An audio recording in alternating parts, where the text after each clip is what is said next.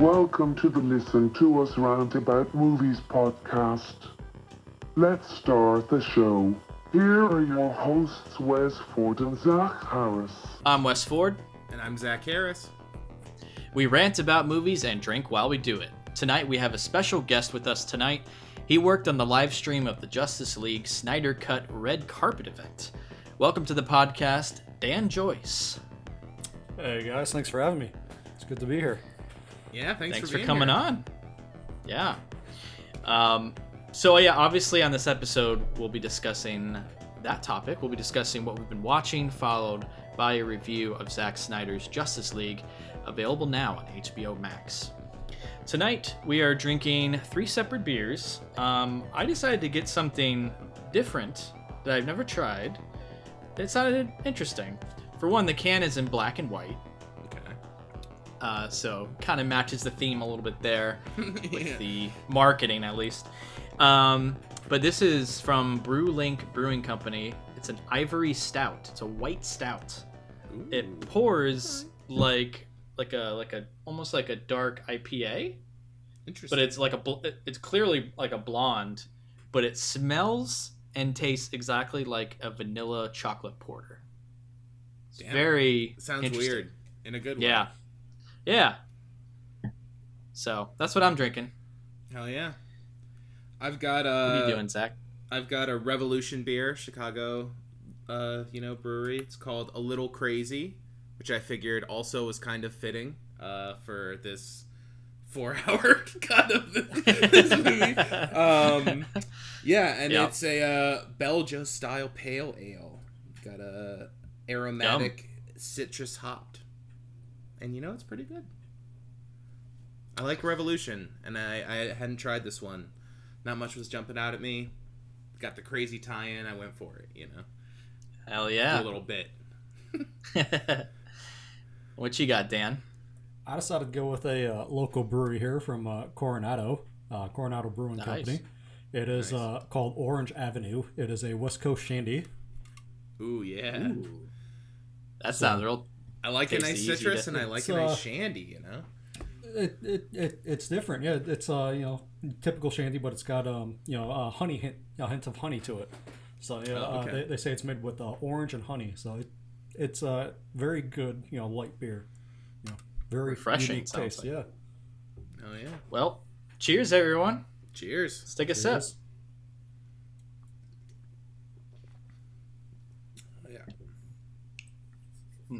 I'm in. Daddy light. Hell yeah. I like mine too. Messes with the senses. Mine messes with the senses.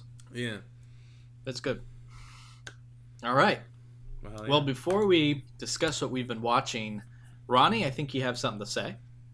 This podcast is brought to you by Audible. Get a free audiobook download and 30-day free trial at www.audibletrial.com/LTURAM. Choose from 180,000 titles from your iPhone, Android, Kindle, or MP3 player. Now back to you, Wes. Yeah, Ronnie. Our boy Ronnie, the secret third member of the show, Definitely not a computer. He's not. He's a real not guy. A computer. Totally a real person. He's a real boy. But if you like what you hear on this episode, remember you can find other episodes of our podcast on Apple Podcasts, Spotify, YouTube, and all other major podcast platforms. Google Play. All right, let's get into it. And Google Play. Google Plays as well. Google Play, baby. All right, let's get into it. I can kick it off, I guess. A movie I watched recently. I watched it with some friends online. We did like a watch party through Amazon Prime. My D&D buddies, and we watched a movie called Hawk the Slayer. Have you ever heard of this movie? Vaguely. It's like kind of like Swords and Sorcery movie. It is. It's like a sword sorcery. It was made in 1980. Oh yeah. And it's amazing. Zach, you need to watch it. All right, it's one of those that after this, watch the trailer. It's one of those that's so bad that it's incredible. Like it's I love this movie. This movie poster rocks. I'm definitely watching this shit. It's pretty amazing. So Jack Palance actually plays like this insane. He plays the villain, and he's just balls to the wall insane. And he's supposed to be like the brother of the main character who plays Hawk, played by John Terry. But he's like 30 years older than him, so it looks like his like dad. Amazing. And there's like this brother rivalry going on, and it's incredible. What I also found kind of strange, it's like it's so weird because it's like supposed to be this fantasy world, but there's Christianity, so it's like just like straight Christianity, like but it's like a Christian. It's like a Christian world, but they have elves, dwarves, and like witches. Witches make sense, but is it like a future like post-apocalypse fantasy, or is it like a totally separate planet? It's just like it's not really explained. It's not. Yeah. Weird. Most of it's kind of filmed in this like one patch of forest. You can tell is like the same, that they sort of redecorate throughout the scenes, and highly recommend. Oh, and the soundtrack is amazing. It's like funky kind of 70s, 80s kind of boom, boom, boom, boom, boom, and it's awesome. It's on Prime. Definitely watching this shit. Looks real. It's good. Amazing. Looking at the poster, up until you said elves, I was going to ask if that's supposed to be Spock in the background holding the bow. What the point is? It kind of looks. It looks like a definitely. rendering of Spock or something. Are there Vulcans in this? There's also these pretty cool like practical effects that they do. Like some are pretty bad, but there's some that were like actually impressive. Like I thought the matte painting backgrounds were like, okay, that's really impressive. I'm always in for a good matte painting background. Yeah, and they do some like physical.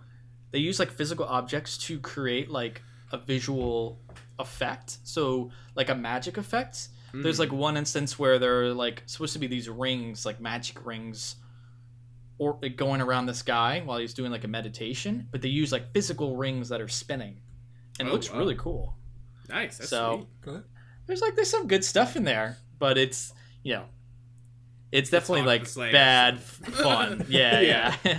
It doesn't quite transcend, but it's worth. Yeah. It's totally worth a watch. It's really fun. Sweet 90-minute runtime. It looks like always in on that. Great runtime, dude. When it ended, I was like, I want more. Where's the sequel? And there never was one, sadly. Damn. So, yeah, Bummer Town. But definitely worth a watch. Check it out, Hawk the Slayer. Hell yeah. Do you want to go next, Dan? You got one to talk about? Sure. So. Over the past month, I just moved out to California, so I haven't had much time to watch anything. In fact, the Airbnb I've been staying at, there's no TV, so I had to watch Justice League on my computer. It's the way Snyder it wasn't quite, the quality wasn't quite there, but I got the gist of it. I have watched one other movie in the past month, though, that I will talk about. A little nostalgia going back to growing up and what I watched, Saturday mornings. I watched the new Tom and Jerry on HBO Max. Oh yeah, I watched that too, dude. I watched that too. How was it? It's very different, having humans in there, little humans that interact and talk, real people. It's like, this is not the Tom and Jerry I remember. But I still got a good laugh out of it. It was a funny movie, very ridiculous and over the top. Yeah, as you want with Tom and Jerry. Yeah, some of the scenarios are just ridiculous, but it's funny. I mean, if you grew up watching Tom and Jerry, as a kid, you'll enjoy the movie. Kids nowadays, I think they're going to look at this and be like, "Well, this is stupid. Why am I watching this?" But for me, it's like, hey. The animation looked really cool. Like, I like the way that they did the animation style. The animation was really good. Animation was really cool. Yeah, definitely a highlight. I thought it was really interesting. Like, in particular, there's a scene where there's rain and Tom is out in the rain, and he's a cartoon, obviously, but the water that's dripping down him looked real. Wow. So it looked like physical rain on a cartoon body, and there's like a lot of those kind of effects. It was pretty cool. I was impressed. Sounds sweet though. I have been wanting to watch it because I'm intrigued. The animation looked at least like they tried to do something a little different, like it was a little fresh, like technically, you know. I mean, I almost feel like it was a. Sorry, go ahead, Dan. Companies like HBO, Warner Brothers, who owns them, they're used to throwing out $200-300 million on feature. Yeah. If you don't have to do that anymore, you don't have to hire a crew. You can still throw out $100 million to get good animators, and I think these companies are starting to do that. And you're getting these movies with great CGI and animation. And Tom and Jerry is an example of that. They spent the time to make a enjoyable movie. Hell yeah. So. Yeah, I almost feel like it was a almost like a test run for what Space Jam 2 might be, because that's supposed to come out. See that.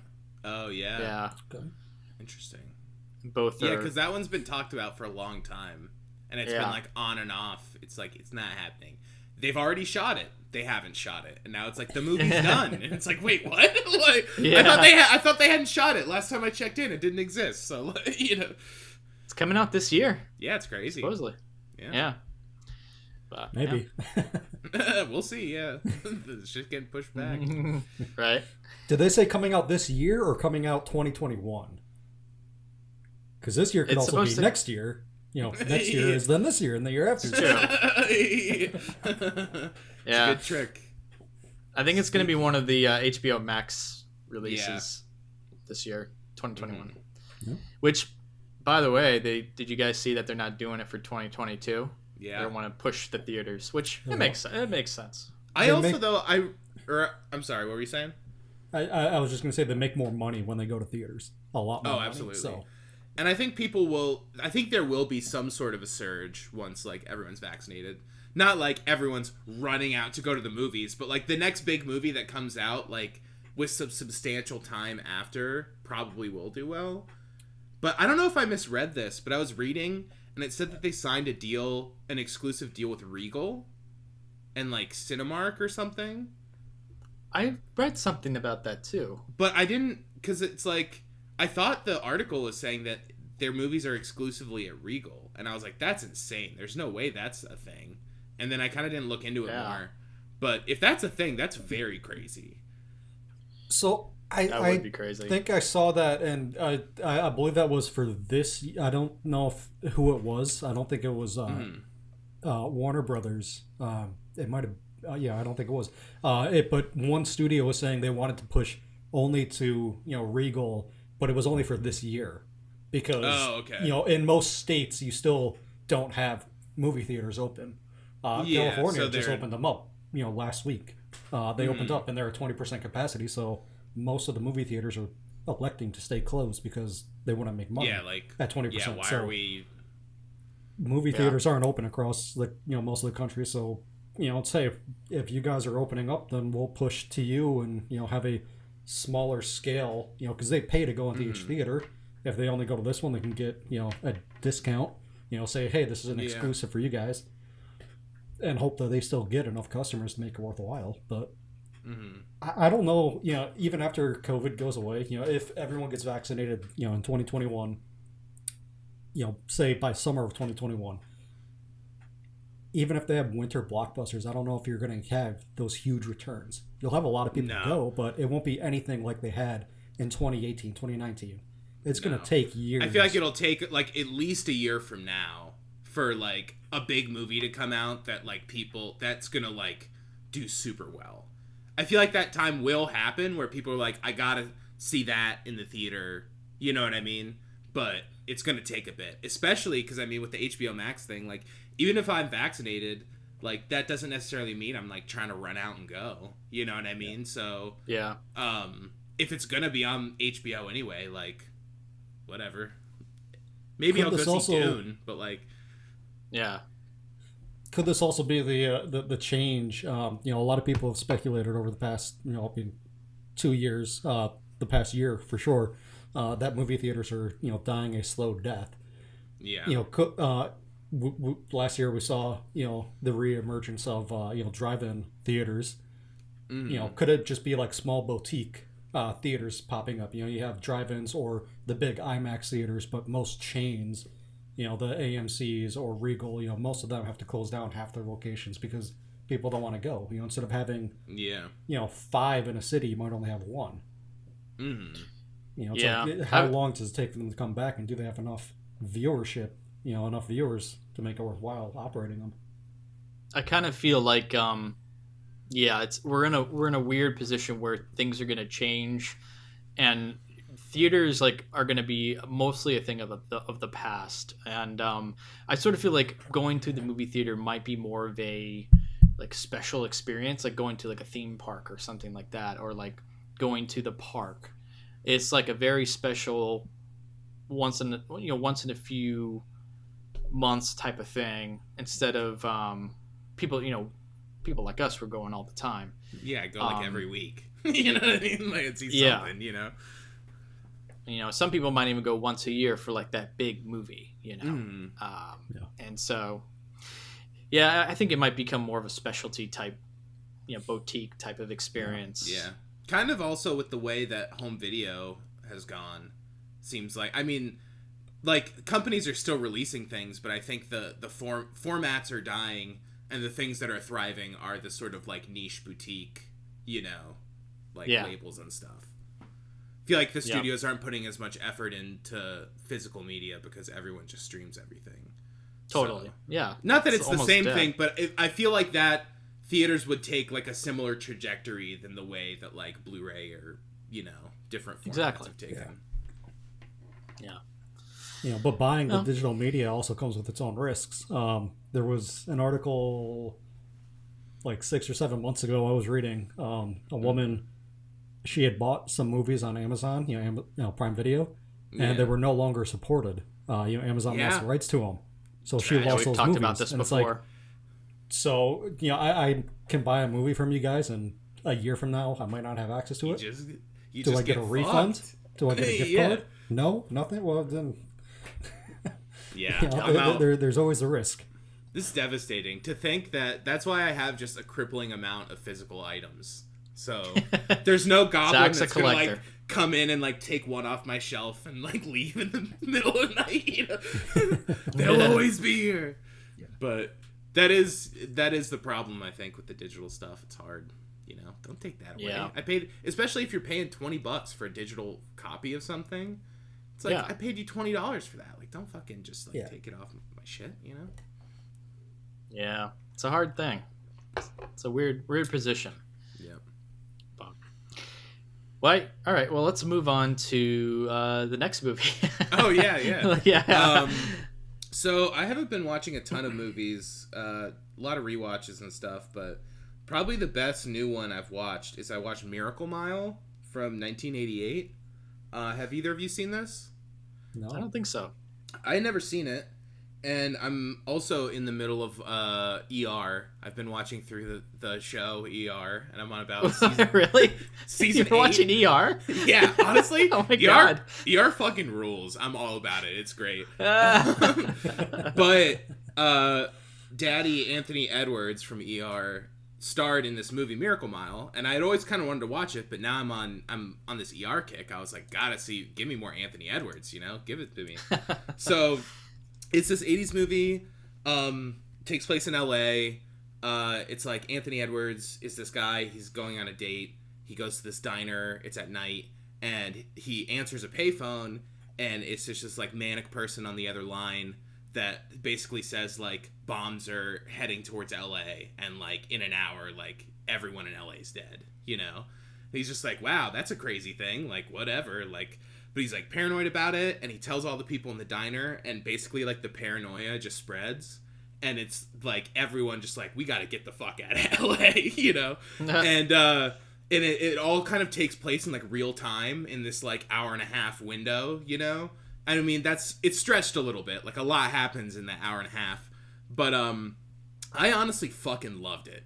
To the point where I was like, man, I haven't seen this? Like, what the hell? Like, I strongly recommend checking it out.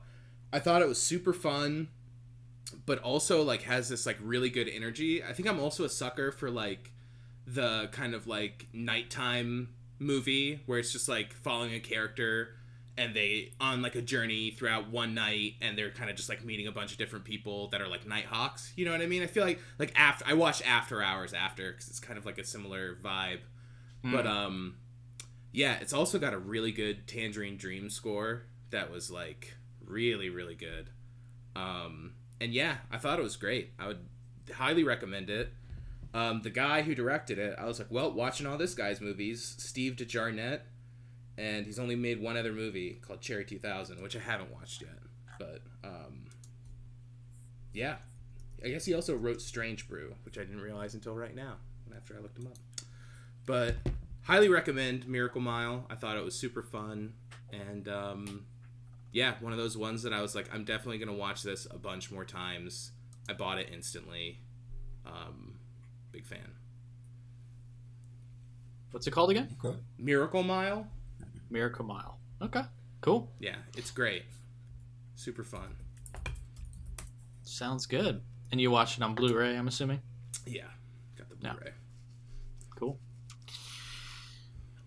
All right. Another movie I watched, going back to the animation stuff we were talking about, I decided to throw on Sonic the Hedgehog.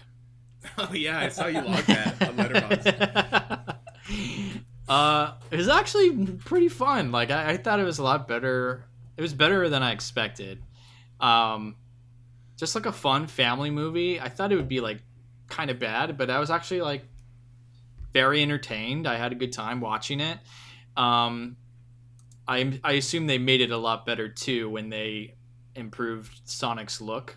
Do you guys know about this whole controversy that happened? I was actually just going to say that I'm going to start the movement to hashtag release the Fowler cut, because I want to see it. I want to see the original Sonic the Hedgehog cut really bad. Yeah.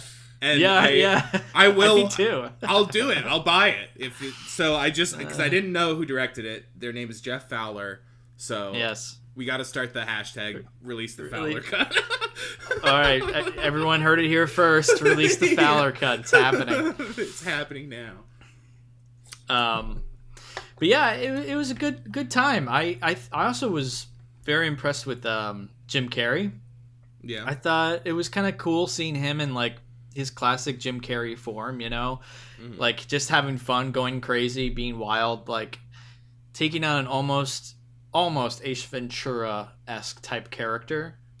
And just having like a blast with it. And I mean, I love Jim Carrey, so that was fun to see that.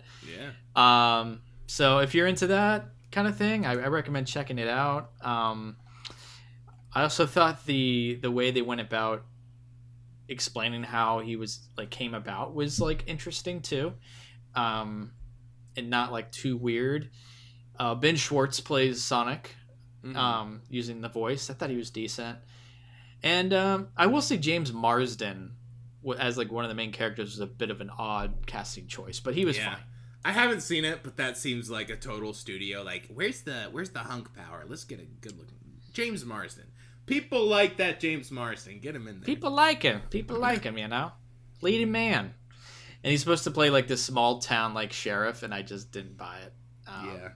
But he was fine. He did the role just fine, and yeah, it'd be really fun to watch with the family or like with kids or something. But yeah, I recommend just throwing it on. I was taking care of my daughter and threw it on, and I enjoyed it. So yeah, Sonic the Hedgehog. Do they cover the theme song in it? Does it have like the classic Sonic theme song? You know that I don't think it does. Which is a bummer. Up. Big misstep. Should have done like a crazy hyper pop cover of the Sonic theme song. That would have been sick. Yeah. Although one more thing I'll say is there's a lot of like pop culture references that are already almost getting outdated. Oh yeah, because it got like delayed internet for things. Yeah.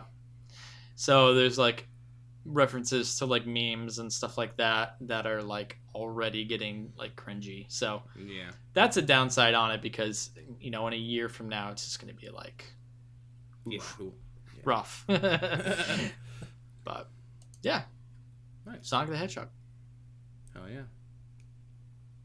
What about you, Dan? So I haven't watched any other movies recently, but since I renewed, the HBO subscription, I have finally gotten around to started to watch Westworld season 3. Oh, nice. So, okay. Yeah, a little late to the game, but I've gotten through episodes 1 and 2.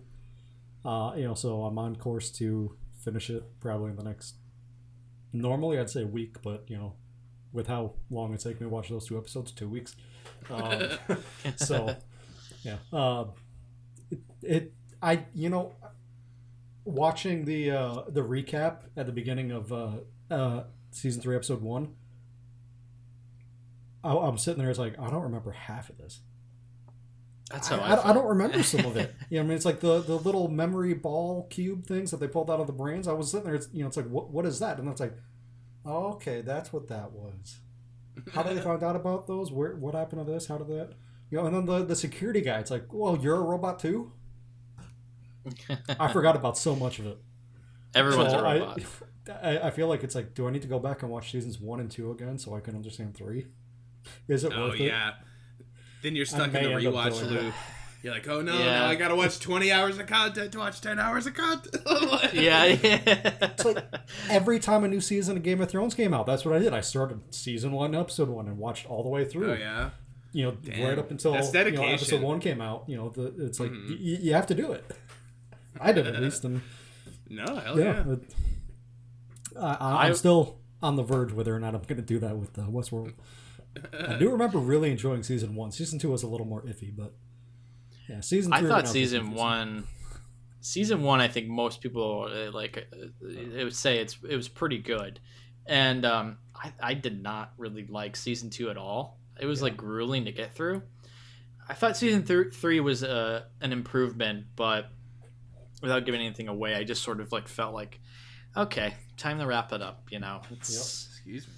Do they end it, or is there going to be season 4? It's kind of open-ended. It could go either way. Got an option? Okay. Yeah. But I would say some sort of seed, right? Just in case. You wrap it up, but then you just leave that little seed right on the bow. I think there's a plan to do a season 4, but I would say, please just make that the last finale. Make that the final season, because they're dragging it out. Past the it's already past the initial concept, Westworld. Yeah, it's not even in Westworld anymore. So yeah, but you're liking it so far, Dan? Yes. I have to work through the confusion and being like, why does this make sense? Why do I need to know this again? But it's been, I'll say this, the production value they bring is great. It does look great. Shot beautifully. They did a great job with the show. The story's a little confusing if you don't remember what happened in season 2, and it's been I don't know, maybe 2 years since I've watched season 2, so I don't remember what happened. But aesthetically, it's very pleasing. It's a great movie, or a great show. The story is a little hit or miss for me right now. Yeah, there's some good stuff in there. I definitely recommend finishing it if you can. Okay. But the production value is insane. Yeah, it looks very expensive. The money on the screen is. Oh yeah, it's a pricey show. That was a great thing with HBO when they first started. Everything they did, they threw so much money at it, and everything looked great. But now they're just trying to populate their service with so much, just with too much content. And I think some of the story quality has gone down. Mm-hmm. Yeah. Yeah. All right. What you got though? I've been watching Columbo. I've watched 4 Columbos thus far. Kind of a thing that I was always interested in, but I always thought it was a 30-minute or an 45-minute show, and I was like, that I like Peter Falk, I'll do that sometime, but I didn't realize that each one is a feature length movie. Basically, they're 90 minutes to 2 hours. So I was like, oh shit, well I should probably watch one of these. and they're really fun. And I think I've watched 4 of them, and they're just good. It's just like Peter Falk is Columbo, and he's just kind of like a shabby like detective who's always like acts like he's bumbling around, but it's also kind of an act, you know, to get people to loosen up. But I think the biggest appeal in it is that it's not like the whodunit structure. They like will show you the whole murder plot play out over the first like 20-30 minutes, and then they introduce Columbo, so you know exactly what happened and who killed them and everything. And then it's more about him like analyzing the details and like figuring out what details slip them up, because you watch them murder them, you know, in the beginning, because it's like a murder mystery show. So yeah, I've been really liking it. It's solid. I've watched 4, and they're great. And 1 ended, and it was just directed by Steven Spielberg. And I was like, what? Wow. I had no idea. Like, while I was watching it. It's really funny. 13 seasons. Yeah, there's a lot. I think there's like 70 or so episodes. So it's like 70 movies, basically. Which is what really got me intrigued. Because I'm like, this is like essentially a 70 movie series. And I think it started in like the late 68 or something. And it wasn't super consistent. They would do like 1 or 2 a year. But I think the last one was in the late 90s, early 2000s. So it's like, it spans a really long time. And I think that's like really interesting too. It is. Especially because Peter Falk got like gradually more goofy as he went on, you know? So I feel like he was kind of like hunky, like because I watched the pilot, and he's definitely like, he's got like his hair slicked back, and he's like looking good, and he's, you know, he's got like a jacket. He's not wearing this like raincoat he wears in all the other ones. And then I watched one from like 5 years later, and he's like, I don't know. He's like dropping shit and like being real silly. And like, so I'm excited to see where that trajectory goes. Who fucking knows how long it'll take me to watch all these, because there's 70. It's like he's slowly turning into Randy Cox. Yeah, seriously. Well, if you keep going with it, when you get to season 8, you'll have to let us know, you know, how it is. It looks like after 7, NBC dropped it, so 8, 9, and 10 were carried by ABC. So really? It'll be interesting to see if the story changed, you know, if any of the ABC execs wanted some changes in there. Yeah, totally. Interesting. Yeah, it definitely seems like it has a long history and like a bunch of different like eras, you know, where it would like go away and then come back, and like, or they'd come back for 1 and then come back for 5, and then season, you know, the next season was like 3 or something. So it's interesting, but there's a lot of cool like character actors and stuff in it. Like I watched one yesterday with Martin Landau, and he plays like 2 twins, and it's like all about like which twin killed the dad, and you see him kill the twin, but then it's like, oh no, it's both Martin Landau. And like John Cassavetes is in one. Ben Gazzara directed a bunch of them. Oh, so wow. It's like, seems pretty cool, and I've been really enjoying it. I just found it's actually really dorky, but I found the laser discs of it for really cheap.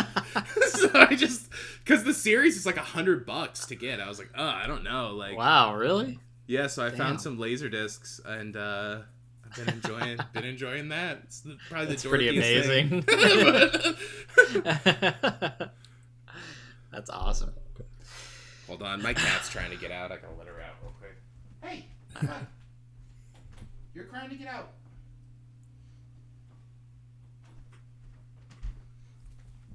But yeah, Columbo. You should watch it. I got one more to talk about, I think, and we can do one each, and then we'll move on. But I started watching the HBO series called Q Into the Storm. I was interested about that. Recommend you guys, both of you, watch. Dan, okay. You should check it out. It's a series, not a movie. The trailer I saw made it look like it was a documentary, like a 2-hour thing, maybe. It's a documentary series. It's a 6-part miniseries. 2 are out so far. I would say the first episode is a little chaotic and there's a lot going on, but if you have followed QAnon and any of that movement, you can probably keep up with it. But episode 2 kind of slows down a little bit and starts to get into some more detailed stuff. And the guy who is the filmmaker he got interviews with like all these people that like no one's interviewed before, and it's like kind of crazy, and you feel like it's narrowing down on like who started it all. And so it's not only talking about the people who probably started it and also ran the forums of this movement in Q. It also just like how I just can't wrap my mind around the fact that this happened, that this movement, and I don't know if anyone listening has. I'm sure you've heard of QAnon by now. I know all about. I'm on the forums, dude. I'll tell you what you want to know. Yeah. Hey, I mean, this summer it's going to have a new social media platform for it to jump to. So, oh my God. Just to clarify, I'm absolutely not on the forums. Yeah. For the uninitiated, QAnon is basically this internet movement that claims that all the Democratic Party is part of this deep state that actually controls the government, the United States government, and they're actually all Satan worshipping, child eating Satan worshippers, and they literally believe this, and that's just like part of the movement, and it's spread, it's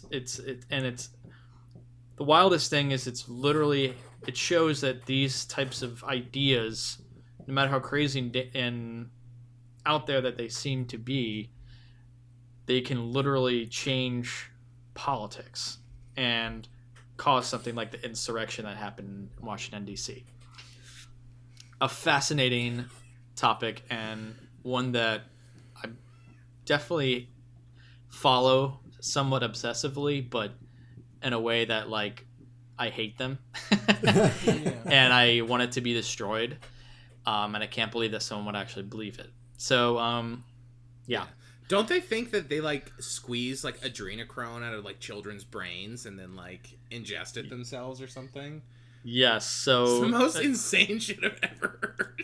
Adrenochrome is technically the like chemical compound of adrenaline, and so they believe that as part of their sacrifices, they sacrifice children, and their fear creates this adrenaline and creates this compound, and the Democrats take this drug and use it as a psychedelic drug. Yeah. From children. Because, you know, when you're managing a giant, like, global conspiracy, it's really advisable to just trip out on psychedelics all the time. Yeah, you know? You're gonna keep your giant secret really safe if you do that. Really safe and secret and definitely organized. Yeah, really organized. But yeah, by the second episode, I kind of feel like, okay, and there's like a little bit of a cliffhanger at the end, so I can't wait to watch the next one. But it's sort of like, okay, I kind of feel like I know who started the movement, and I don't know, it's crazy, man. It's nuts. So you got to check it out. It's on HBO. Q Into the Storm. I will definitely check that one out. It's two out so far. So. But yeah, that's it for me. Do you have another one, Dan? Okay. Michael, a little off topic here. I don't have anything else I've watched, but you know, since I moved out here, I've been listening to an audiobook series. If I can talk about that. Yeah, sure. It's called Expeditionary Force. There are 12 books out, but there's also a offshoot called Mavericks, which ties into it, and there's 2 books for that. So you got a lot of books, a lot of content.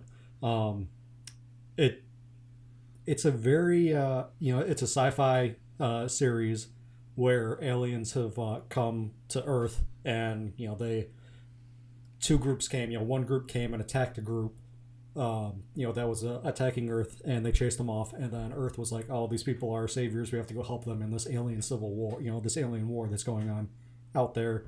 But it turns out that those were actually the bad guys all along. So it's a sci-fi. It's very it's taken from it's a comedic series, and it's just good. I don't want to spoil it for anyone who might be listening to the series out there or anyone who wants to, but apparently it's on Amazon's or Audible's recommended list right now, so it's popping up on a lot of people's front page. But if you like the sci-fi, realm, this is definitely a good series to listen to. The first book alone is just very interesting, and then it just keeps going.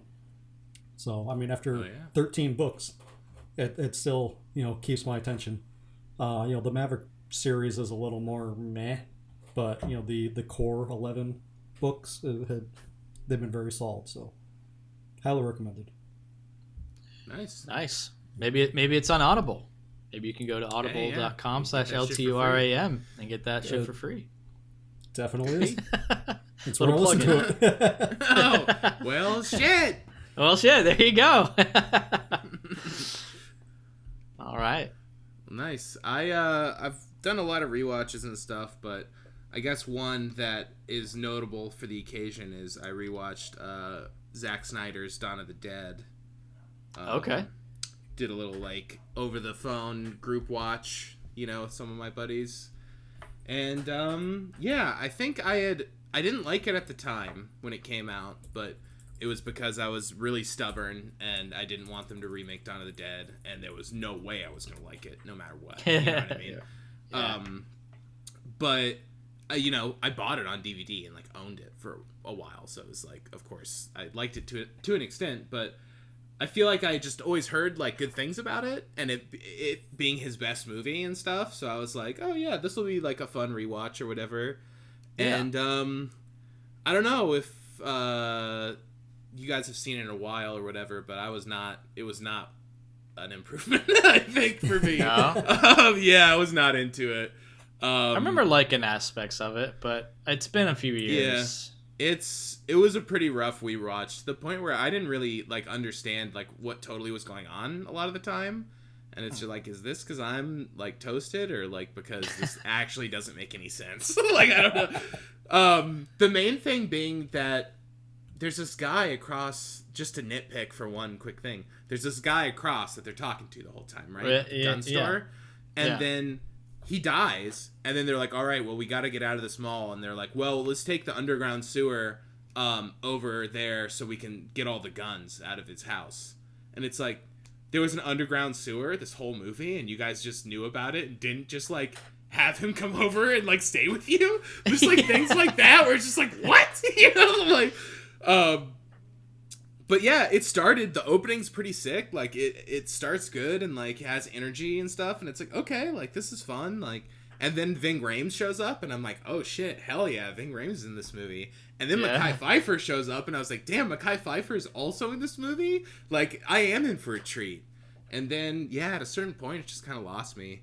There's the old woman who's very clearly gonna become a zombie that they bring in, and they're she's just sick, and she's black and green and she's spitting up black liquid, and they're she has a cold, oh no. It's just oh my god, there's clearly also a zombie. Yeah, there's the zombie baby and stuff that I feel at the end of the movie I was just surprised at how little actual zombie fights there were, that a lot of it was them in the mall talking, but also nothing really happened from that. The original I feel had some more elements to it, and there's also more of a commentary about it being in a mall and using that to to convey something. But in this it was kind of just they're in a mall because it's a remake of that one, and they just have sex in it, and then I would love to see them eating the ingredients at the Sbarro. You know what I mean? Or doing actual things that you would do if you were trapped in a mall. In a mall. Which I feel it just does not take advantage of at all. But yeah, so a bit of a disappointment rewatch, I would say. Well, it might be good that you just watched that, because Snyder is working on the sequel to that, Army of the Dead, which is slated to come out May 21st. Yeah, so, that was part of the reasoning. It's seriously? I'm watching this Justice League cut, and he has this other zombie movie coming out I'm probably going to watch. Might as well. I'm definitely going to watch it.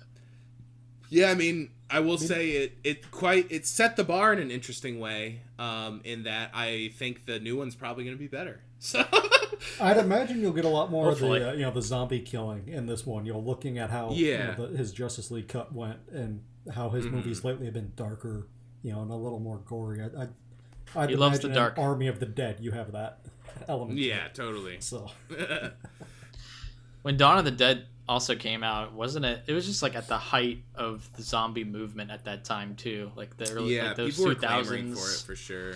Like, It's it was just. 2004, I think.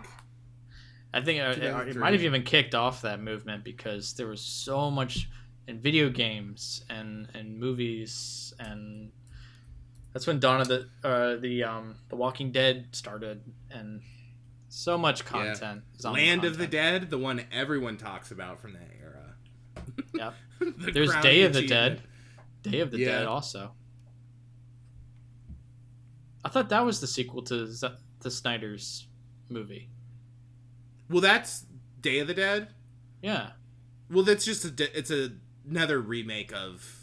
It's like a remake sequel, because there's the George A. Romero Day of the Dead. So then Right, but I mean the remake. So it's just Yeah. another remake of. I don't think Snyder had anything to do with that, but I think they did intend it as like a remake sequel. Okay.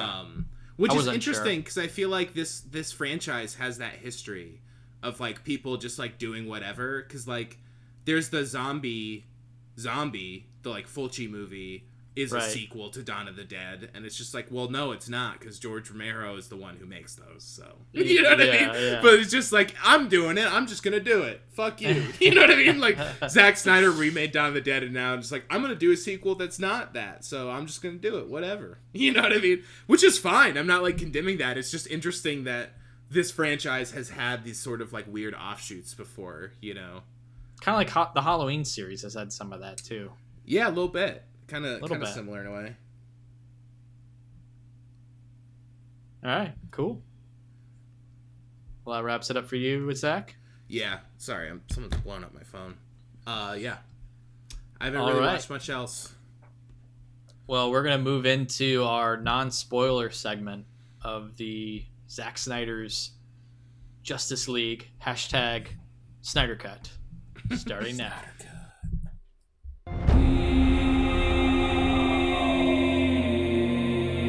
Out in the dark, among the stars, the god is dead.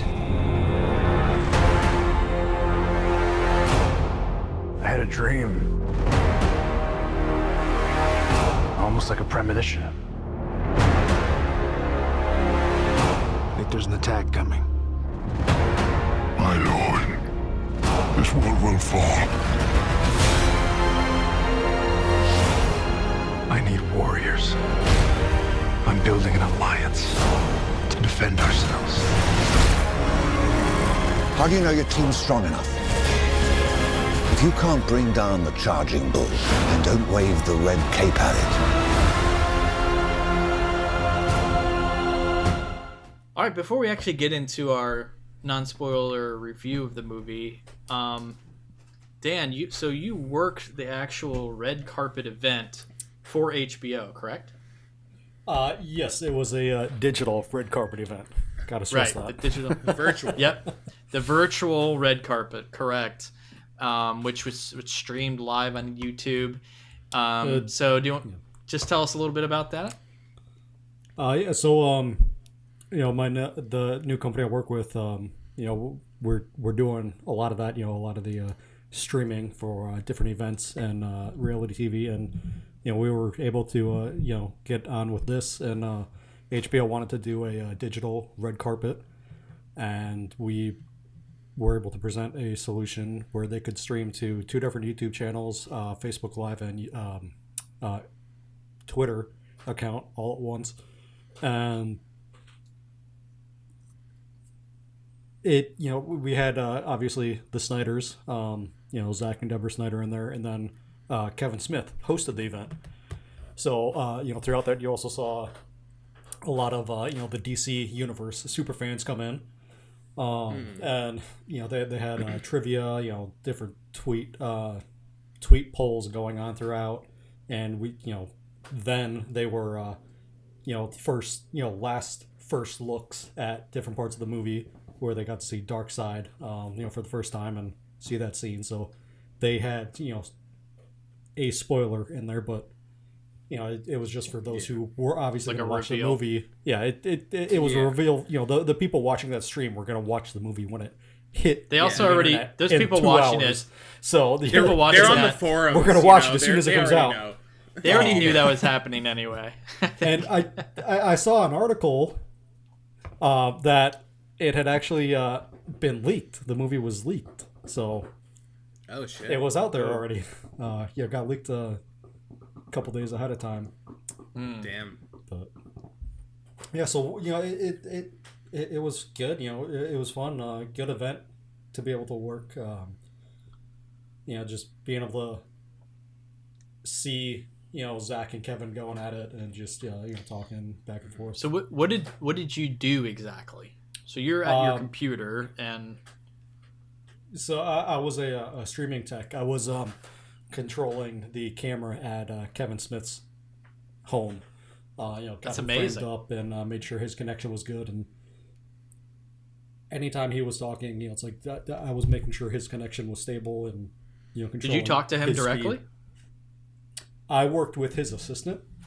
Okay. Once it got to that point, the director for the stream and HBO, they were able to talk through an earwig to Kevin. Yeah. But I did not interact with him directly. Oh, so there's like a middleman in between you yeah. two. Still cool, man. I geeked out hearing about you doing that. Yeah, and, totally. He sent me the link and I kind of went through it afterwards and it's cool, man. But there's something that happened, right? About what was it, like an hour in? Yeah. So after about an hour in, we were supposed to go to a live conversation with Zach and Deborah Snyder, and then Be like the reveal. Kevin Here are the Smith. Snyders. It's Yeah. like, and joining us now live are the Snyders. Yeah, that the law of unintended consequences. Earlier in the day, did our tech checks. Everything's working fine. Signal's coming in great. No problems whatsoever. Circling back to a movie you were just talking about. Don't know this for sure, but pretty sure because that's what he's working on. The production crew had to leave the room that the Snyders were broadcasting from. He was producing for a movie he's currently working on, so I'm guessing it's Army of the Dead, coming out in May. And during that time, they left. We shut the camera down and ended the stream coming from his house. But nothing changed. When they got back in there, though, we couldn't get signal. There was no signal coming.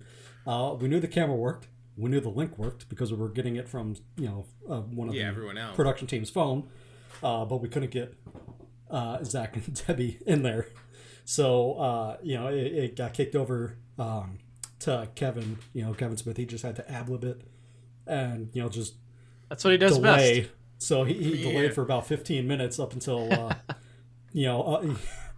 we scrapped the hours of prep work, bringing in this big production team, having the camera set, lit beautifully.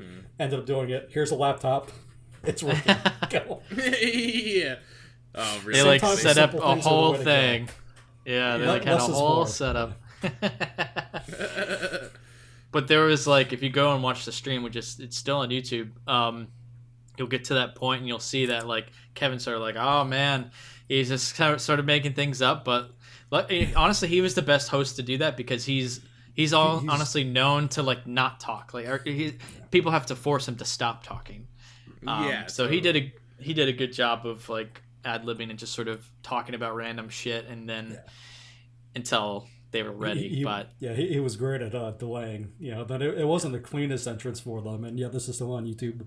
You can watch it on HBO Max's YouTube. It's an hour 14 minutes in. You start seeing the Snyders come in and then they disappear because it's like, oh, we got signal. No, we don't. Hold on. Oh yeah. And that happened a couple of times. Yeah. And you just can go like, we got. Oh, nope, never mind. Wait, can you hear me? No. And you could almost as people who are in the video industry, like I could feel the panic. cringe. You know, I can feel the sweat right now just hearing about it. Yeah. It's like going through Pelican cases. Like, fuck, how do we get Like this up? freaking out. Yeah. It wasn't fun in the moment, but I can look back on it now and laugh. Yeah. Yeah, exactly. We were watching. You can go back and look at the live comments. A lot of those people, they didn't believe that it was actually happening. They thought that Kevin was trolling them. It's like, oh, the Snyders aren't. Oh, coming really? here. Oh, this isn't.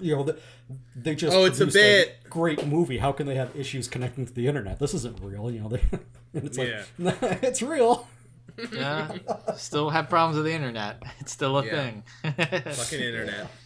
Yeah. Oh man, that's wild though. What a crazy experience, dude. That's awesome. Yeah, hoping we can get a couple more. I mean, HBO's pushing everything to HBO Max, or Warner Brothers is pushing everything to HBO Max this year, so you never know. Makes sense. Yeah, now it's time to do it. So that's wild. Like, and didn't you do like a test too, where you were like on a Skype call with Zack Snyder? You mentioned something about that before. So that was a month previous. That was that was supposed to be for the big trailer reveal. Okay. It was supposed to be the big Snyder Cut trailer that was coming out, and we were doing a long stream. It was supposed to be about 10 hours. It ended 7.5 hours in. I can't say why, but that ended up cutting off. Before Zach jumped in, so I wasn't on. It would have been a Zoom call with him at that point. That part didn't happen. But that was another thing. Just big push. The Snyder's trying to promo this movie to get a bunch of people to HBO. That part ended early. Unfortunately, it didn't happen. But that's what that was. That's cool, man. Very cool. Thanks for sharing all that. It's really neat. Definitely a unique perspective on the film. At least the events leading up to it. Yeah. The big premiere. But yeah, speaking about the movie itself, so Zach, I don't think you saw the theatrical cut, did you? I don't think I finished it, because watching this, I definitely saw some of that the stuff. Majority, yeah. Okay, so but it's hard because because the end seemed kind of reminiscent too, but then it's also I'm like reading the end is like actually really different, so it's like I don't know how much of it I saw it's just familiar because it kind of also feels like BVS DOJ, So I definitely saw the majority of it though. Okay. When it was like out on video, I might have fallen asleep or something. All right, so you've seen parts of it then. Yeah. Definitely very different tonally. Oh yeah. Oh, we'll get into that. We'll get into that. But Dan, did you watch the theatrical cut before this movie? I did. I saw it when it first came out. Okay. I'd forgotten a lot of it, but then watching the Snyder cut, so much of it came back, and I'm like, that shot looked different. So then I had to go back and be like, why do these shots look different? It's like, when Zach put his touch on it, he changed so many shots. Just overall a darker tone to the movie. Yeah. So all right. So just trying to get a perspective of people's views. Yeah. So I've seen the theatrical cut too. I saw when it came out, and I saw it a few months ago. So a few months from now, before the Snyder cut was released, I watched it again. I don't really know why I did, but I think I was just curious, and was in my opinion was not good at all. I didn't think the theatrical cut was a good movie at all. But that's just an interesting thing leading into this. Getting into the Snyder cut itself, Zack Snyder's Snyder cut. Yeah. That's the actual title, Zack Snyder's Snyder cut. There's no mention of Justice League in the title. I mean, the internet knows it as Snyder Cut. Yeah, it's not. It's Justice League. It's Snyder Cut. Yeah. So I guess just like overall, overall opinions for each of you guys, and we'll obviously get into the nitty gritty with the spoiler stuff. But we'll talk brief thoughts on what you, I guess, general thoughts of the movie itself. Dan, what do you think of the Snyder cut? I think it was better than the theatrical version. It filled in a lot of holes. Again, from a technical aspect, it was great. Everything was well done. The shots were composed beautifully. Great lighting. Editing. The score, the soundtrack was. I loved it. But I think it was way too long. Yeah. There was so much in the beginning that just like they're setting up each character in case you didn't see the Flash series or Aquaman, which came afterwards after the theatrical cut. In case you didn't see all the stuff, it's like, hey, we got to set up these characters a little bit, and it's like, yeah, okay, but that just added an extra hour 20 minutes to the movie, and then the end. You've also got the end. It's like setting up for the next two movies, which might not even happen. May or may not even happen. Yeah. It's like you could have pared this down to a 2.5 hour movie that was solid and great, but instead you wanted a Return of the King extended edition where it had 8 different endings. It's like, didn't you just fade to black like 2 minutes ago? Why are we still here? Yeah. I just braced myself because it ended, and then I was like, oh, I need to pee, and then I was like, oh wait, there's a lot more left in this runtime. Oh yeah. All right, well, Zach, what'd you think? Overall thoughts? Well, I guess I'm not as brushed up on the theatrical cut or sort of the like other properties or whatever, but I just kind of like found myself kind of confused by it a lot of the time, and I just thought it was kind of really weird. Like, it wasn't like trash. Like, I definitely think certain aspects of it, from what I remember of the Joss Whedon version, are superior, but it just felt weird. And like I do think that it was maybe like a little bit of like tinker in the editing room of like having this ability to like release this fucking cut where I can do whatever the fuck I want. You know what I mean? It's like 4 hours long, 4x3, black and white. Like, it's just kind of like, it's a little much, I think. I do absolutely agree that I just thought it was way too long. Like, I contemplated, I was like, should I just watch this in 2 chunks? And I was like, no, I'm going to watch it and like try to pause as least as I can. Like, I need to like, embrace. So, yeah, and I love long movies, and I love content that there's a lot of it, and it like, I love long shit, but I just don't think it justified it. And I also don't think that it used its runtime in the best like economical way to make it like the most. And once again, I guess this is a perspective from someone that's like not sort of like super invested in this expanded universe, but I did, like, a lot of it was really confusing, and I was like, I don't know what's going on right now. And like, I do think they spend a lot of time like setting up all these characters in the beginning. It's almost like 90 minutes of the movie before they're like actually together, but at the same time there's like no depth to any of them. Like, they set up the characters, and then it's like almost like hit all the bullet points, but like also like don't tighten the edit.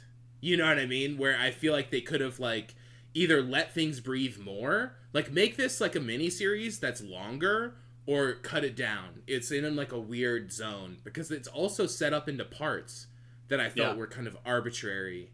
And when you look at the like the bar on the bottom, it's just like every 30 minutes there's one. So it's just like you just kind of ended it after the scene every 30 minutes. You know what I mean? Like, because I don't know, they just didn't feel like, it felt like if you introduce a new part, you can like consolidate some of this and make like this part about this person, this part about this person, jump to all these different places, but it's jumping to all these places within these segments. So it just, I didn't really understand that part of like the structure or whatever.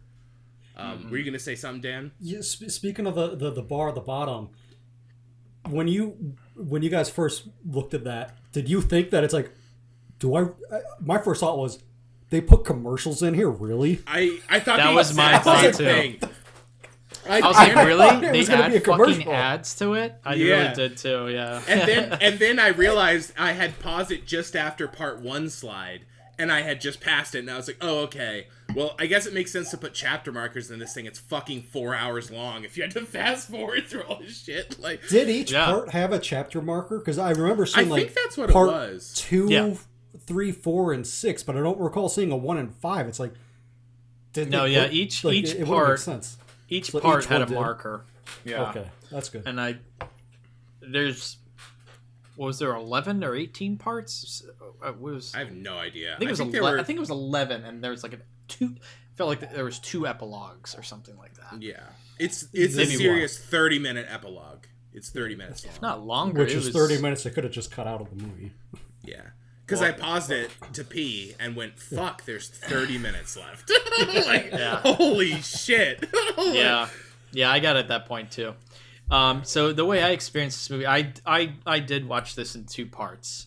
I kind of feel ashamed that I didn't just power through, but I started it kind of late at night, and then I got halfway, and I was like, I'm not gonna finish this tonight. What am I watching? 2 more hours of shit? Yeah, I I was halfway, and I'm like, baby. I'm not gonna watch. I have a baby. I'm not gonna watch another 2 hours right now.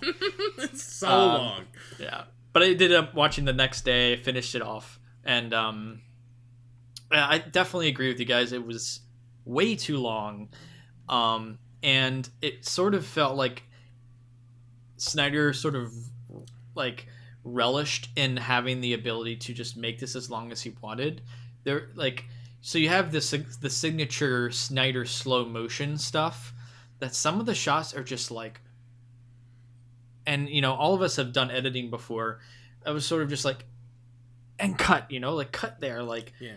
Especially like, the last shot. I oh was my like, god, is there more? This helicopter shot's holding for a long time, and then it they just cuts they back, just goes hold like, it what? and hold it and hold it and hold it and hold it. It's just like, if you cut some of that up, you could still have a long extended version of your vision, but like make it snappier, you know, like make it more entertaining, because it's at that point it's not entertainment.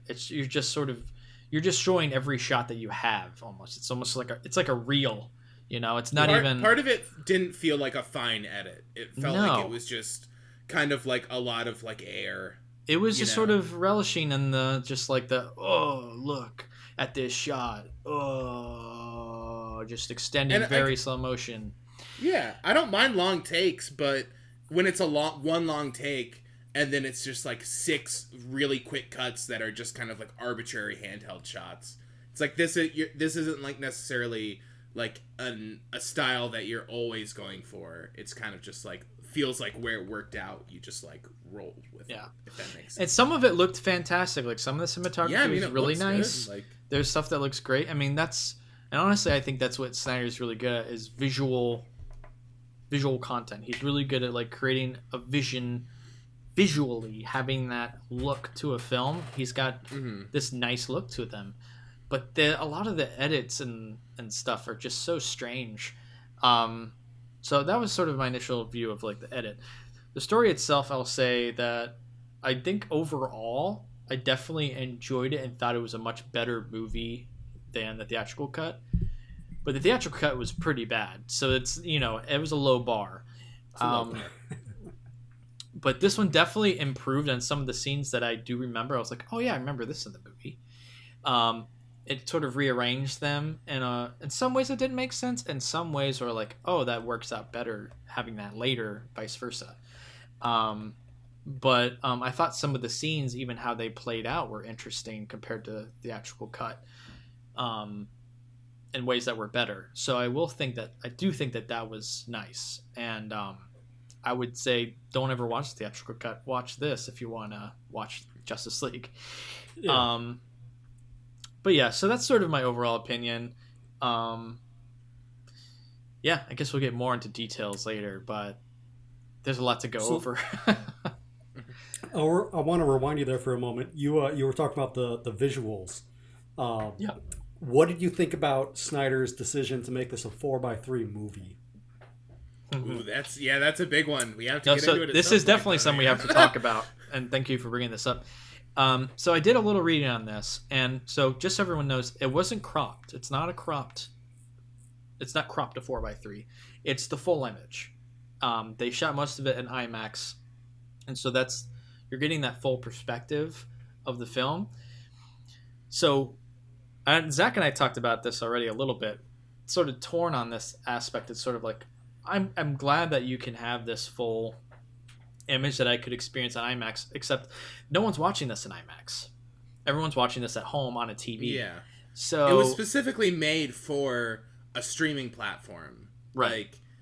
Like, I have no problem with 4:3 movies. I like them. And like, there's IMAX, a lot of them now. But I do think it just feels a little, I don't know. It feels a little goofy. Just like to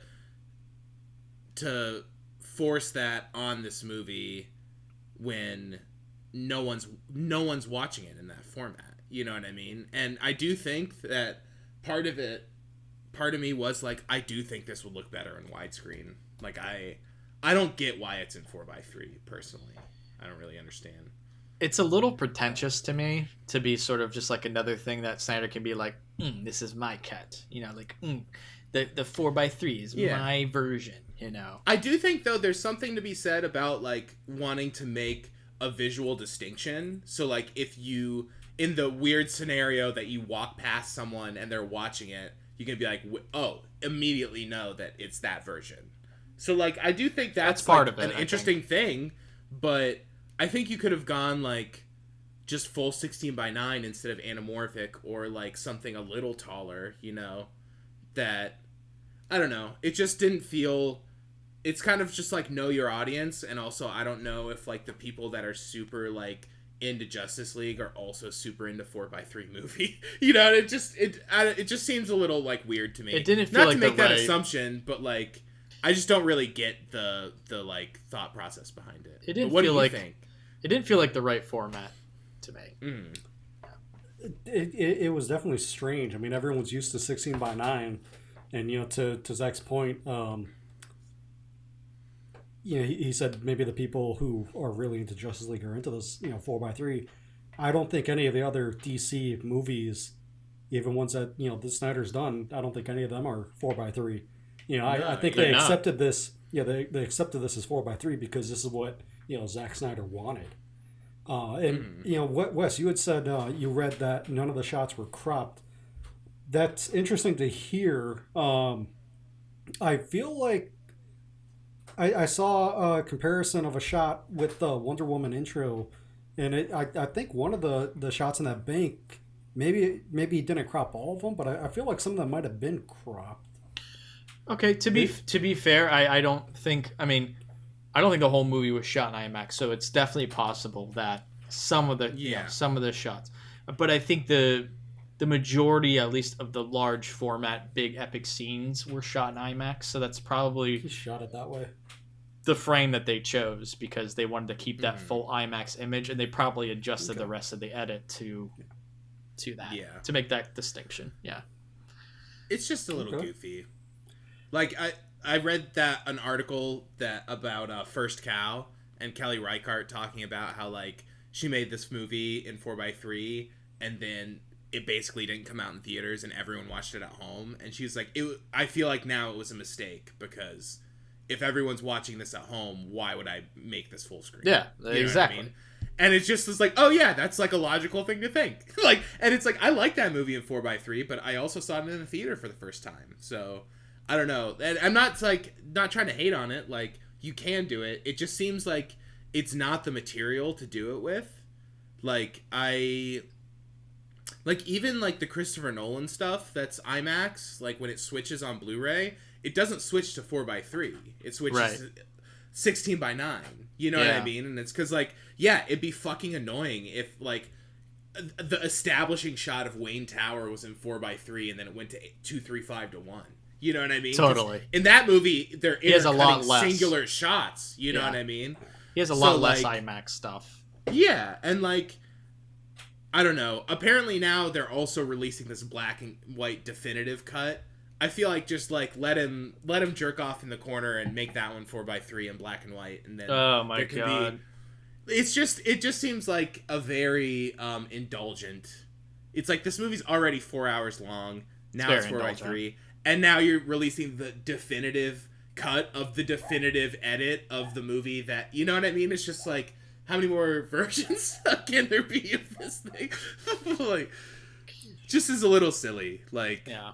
Although I will say, to its credit, it is very interesting that the internet sort of made this happen. Like, it made this edit happen.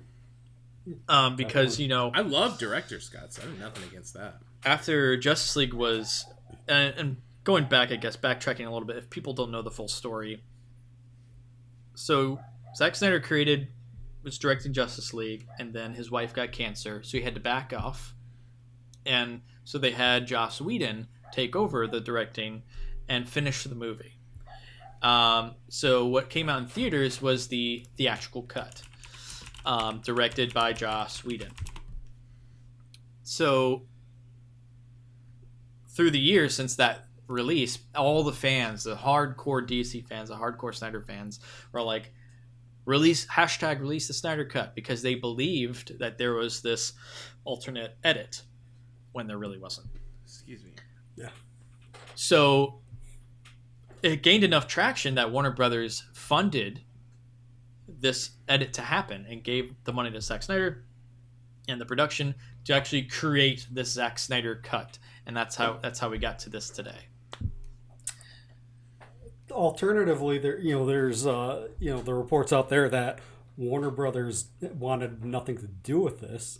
It was AT&T, who owns them, who said, "Hey, we just released HBO Max, a new platform that we're charging. It's $15 a month for, which after tax, it's $16.90." Because I about just the money. For it, and I got hit. I was like, "Wait, why is it $16.90? You said $15 a month." Yeah. So AT&T was like, "We need to drive people to this. There's a huge cult following for Snyder. Everyone wants Snyder Cut." So they're like, "Spend the $80 million." I think it was $80 million. Maybe it was $100 million. Whatever he spent to finish his movie. They had to shoot, film some more stuff, and then completely redo the edit, basically. And yeah, what I heard, saw online was AT&T was the one who pushed for it. So yeah.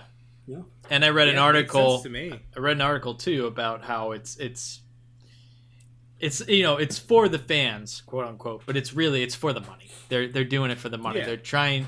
It's Warner Brothers, AT&T pushing their new platform, HBO Max, getting subscribers. And that all builds into their plan of having all the Warner Brothers movies being released on HBO Max as well this year. And I also think that it's definitely something that's kind of like perfect storm timing thing, where it's like, if the past year and a half went differently, who knows if this Snyder Cut would have existed? Yeah, you know what I mean? Totally. Because it's like we need like a giant tent pole like now. But we also don't want to like blow our Dune load or like blow our Matrix 4. You know what I mean? Like, yeah. So it was kind of like, oh, you mean you can give me a blockbuster for a third of the price of a blockbuster, and everyone will just watch it? And it's it's new content, and it's like, and I mean, to its credit, it does feel different enough that I think it's definitely a substantial new edit. It's not like it's just an extended version that's like a special feature on a Blu-ray. It definitely feels a lot different, but it is, I think, part of that sort of like, maybe just like a perfect storm where it's like, oh, we can spend 70-80 million and get the same draw, or even a more rabid draw than if we spent 250-300 on some new block. You know what I mean? Like, oh, totally. Because the fan base is absolutely there for it. So it's a new, cheap blockbuster that they'll get the same return as if they had spent millions or billions on. They'll get that same return. Yeah, it's crazy. It'll be interesting at AT&T's quarterly financial review, for their investors, how many new subscribers did they get for this quarter? Because if it was 80 million that he spent, which is the number that I saw, I think on Variety, if it was 80 million, you divide that by the $15 a month. They need 5,333,000 subscribers. Did they hit that number? Wow. If they did, they made their money. If they have more than that, and if they can retain them for more than 1 month, because how many people out there sign up for a subscription and then they forget to cancel it and then they have another month of it. I have many times. Probably right now there's one I forgot about that I have. Yeah. If they got their 5 million viewers, it was worth it. You know, they made their money. No, absolutely. And that's part of the new business too. That backtracking on a little bit, but that's part of the new business too. Is it's all about getting in on those subs, man. How are we getting money? Well, guess what? People aren't going to theaters anymore. This is actually good for us because now we have a service to where people pay monthly for movies, and they can have access to all these movies, but they're paying monthly. They're not going to the movies for one movie every once in a while. Now they're paying us $10, $15, $20 a month to every single month of the year. That's cha-ching, cha-ching, cha-ching, Yeah. It's insane. And that's one thing I don't like about HBO Max. They're putting these movies up. Each big hit, they're releasing one per month, and it's only up there for 1 month. I didn't have, I heard the movie was horrible, so, I won't get into that, but Wonder Woman 1984, whatever it was 40, whatever it was supposed to be. The second 1984. I haven't seen it. I heard it was horrible. I'd like to see it at some point, but you can't watch it. Yeah, but it's like if it's free on HBO, I'll fucking watch it. But it's not. It's like HBO's like, you want to watch your movies? You have to have it every single month, and it's like I don't want to pay for it every month though. Yeah, so, exactly. They're doing it just to try and drive and get as much money as they can, and it's like people, it's like people complained about their cable bills, but now it's the a la carte service, and they have every subscription it's probably service. just as much. You're paying just as much, if not more. Yeah. You gotta. Yeah, because I immediately off my head I have 4, but I'm sure I have more. You know what I mean? Yeah. So I got. I don't know. I don't want to just list all the ones I have. Yeah, we don't need to get into it. You have a lot of them. Like most people have more than one. Like everyone has Netflix or Hulu or both. Then there's like you get Niche, you get Criterion Channel, you got Amazon Prime Video. It's HBO. Like, Disney Plus. Disney Plus is a big one. Fucking Disney Plus, yeah.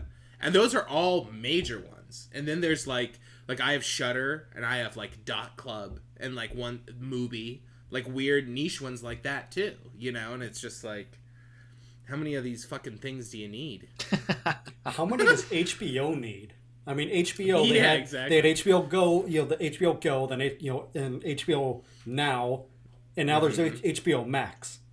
It's all HBO Max now. It's not. It's not because when I signed up for HBO Max, I used my old HBO Go, credentials. Yeah, same. They transferred it over. But I'm able to log into HBO Go, HBO Go's website. Justice League is not up there. I had to sign out of that and then go to HBOMax.com, HBO Max, and log in. So they still have that other service, which works for HBO Max, but it's like, disable that or forward it to HBO Max. Stop changing your stupid name, guys. Yeah. Honestly, I was thinking about this the other day. Bets on how long it is until they just drop the Max and it's just called HBO. I don't know why they keep adding a word. Yeah, it's weird. You guys are HBO. It's just HBO, and I feel like it was a channel, so there was like a distinction between like the channel and like the on-demand service, or the channel and the standalone service. Now the channel and the streaming service. But I feel like as TV and cable slowly dies, I feel like it's just because this is their primary thing now. I'm assuming it's way more lucrative and better than their channel that they program. You know what I mean? Like, who's watching that? But I think here's the distinction though from their point of view is because there's also there's original HBO content still being made, and there's original HBO Max content being made just for that platform. But there's still HBO content. So that doesn't include all the other stuff that's on HBO Max that they just happen to own. Time Warner, AT&T, whatever the fuck. Yeah. They own like all the Matrix movies, all of the Lord of the Rings movies, all of whatever. Cartoon Network, they own Swim. Warner Brothers, all that stuff. Yeah, Adult Swim, all that stuff. Studio Ghibli's on there too. Yeah, so that's not HBO. So I think that's sort of what their perspective is. It's like HBO Max. Here's everything that we own on one service, but they're still making HBO Max content, and they're still making just HBO content. I think once those things, once they merge those, and then they need to just make it HBO eventually. They should have done that when HBO Max came out. It's like instead of having all these different ones, here is one thing, one service where you can get everything, which is what Paramount just did. They got rid of CBS All Access, and it's like, we're just Peacock. It's like everything we had, we're getting rid of all those, and everything is here. Stop making HBO content, stop making HBO Max. Everything is here on this one platform for us. Because people don't want the 1,000 platforms that we still have, but it's like a thing where, all these platforms get bought up and consolidated based on just who wins out, essentially. Yeah. It's like, of course HBO is going to be a major player. Of course Disney is going to be a major player. Right. And now Paramount's gathered enough assets where they're like, also, Paramount we're is a making major their player now, So it does, because I don't want Paramount CBS Plus. All Access, Peacock, I don't know. They're just all just slowly forming together. Yeah. But yeah. I don't know. All right. Well, Snyder cut. Yeah. Hey, that's what we do. We rant about things here. We rant about things. Yeah. Getting back to the movie though, and let's just sort of wrap up our thoughts. I know there's a lot going on in this movie, but I guess I just wanted to hear too, I guess your perspectives on the narrative itself. I think that I sort of like that we got more time with some of the characters, especially Cyborg and I guess Flash too, but Cyborg mostly because in the theatrical cut, he was just sort of a hollow character that was just here's another guy for Justice League. And for this movie, it's it really seemed to focus on him. And I was okay, it made him more of a character that I could connect to, which is what DC, I feel, has always sort of lacked in their extended universe compared to Marvel, who has, and any DC fan who happens to be listening to this, shut up. Marvel has taken their time with individual characters, individual movies, and has slowly built a universe to where that built to something that everyone felt connected to, and we knew all these characters because we knew all their stories, where Justice League almost went backwards, and so you didn't have that connection, and having them all together as one was just sort of almost picking up it literally was almost like picking up a comic book that I didn't know anything about and just reading about it. It's these are these characters. So I feel having Cyborg's story play out more in its own way, I felt a more connection there, and with Flash as well. I mean, they're definitely, DC is working backwards. They tried to push out the big movie where everyone can love everyone, and then they go back and build the characters, and it probably didn't work out, especially since Snyder had to make this movie so long to introduce characters. I didn't watch the Flash series, so I didn't know anything about it. So I liked that there was more content for Flash in this movie in Snyder Cut. But at the same time, I'm left with, okay, so your dad is in jail because apparently he killed your mother. What happened? Oh, and now you're getting into the police department. It's so what is this? And so let me I give still you don't know the answer, but there's just so much. Yeah, let me give you a little more information on that. For one, all of the CW stuff, so the Flash series and stuff, that's separate. You don't even have to worry about that. That is not canon.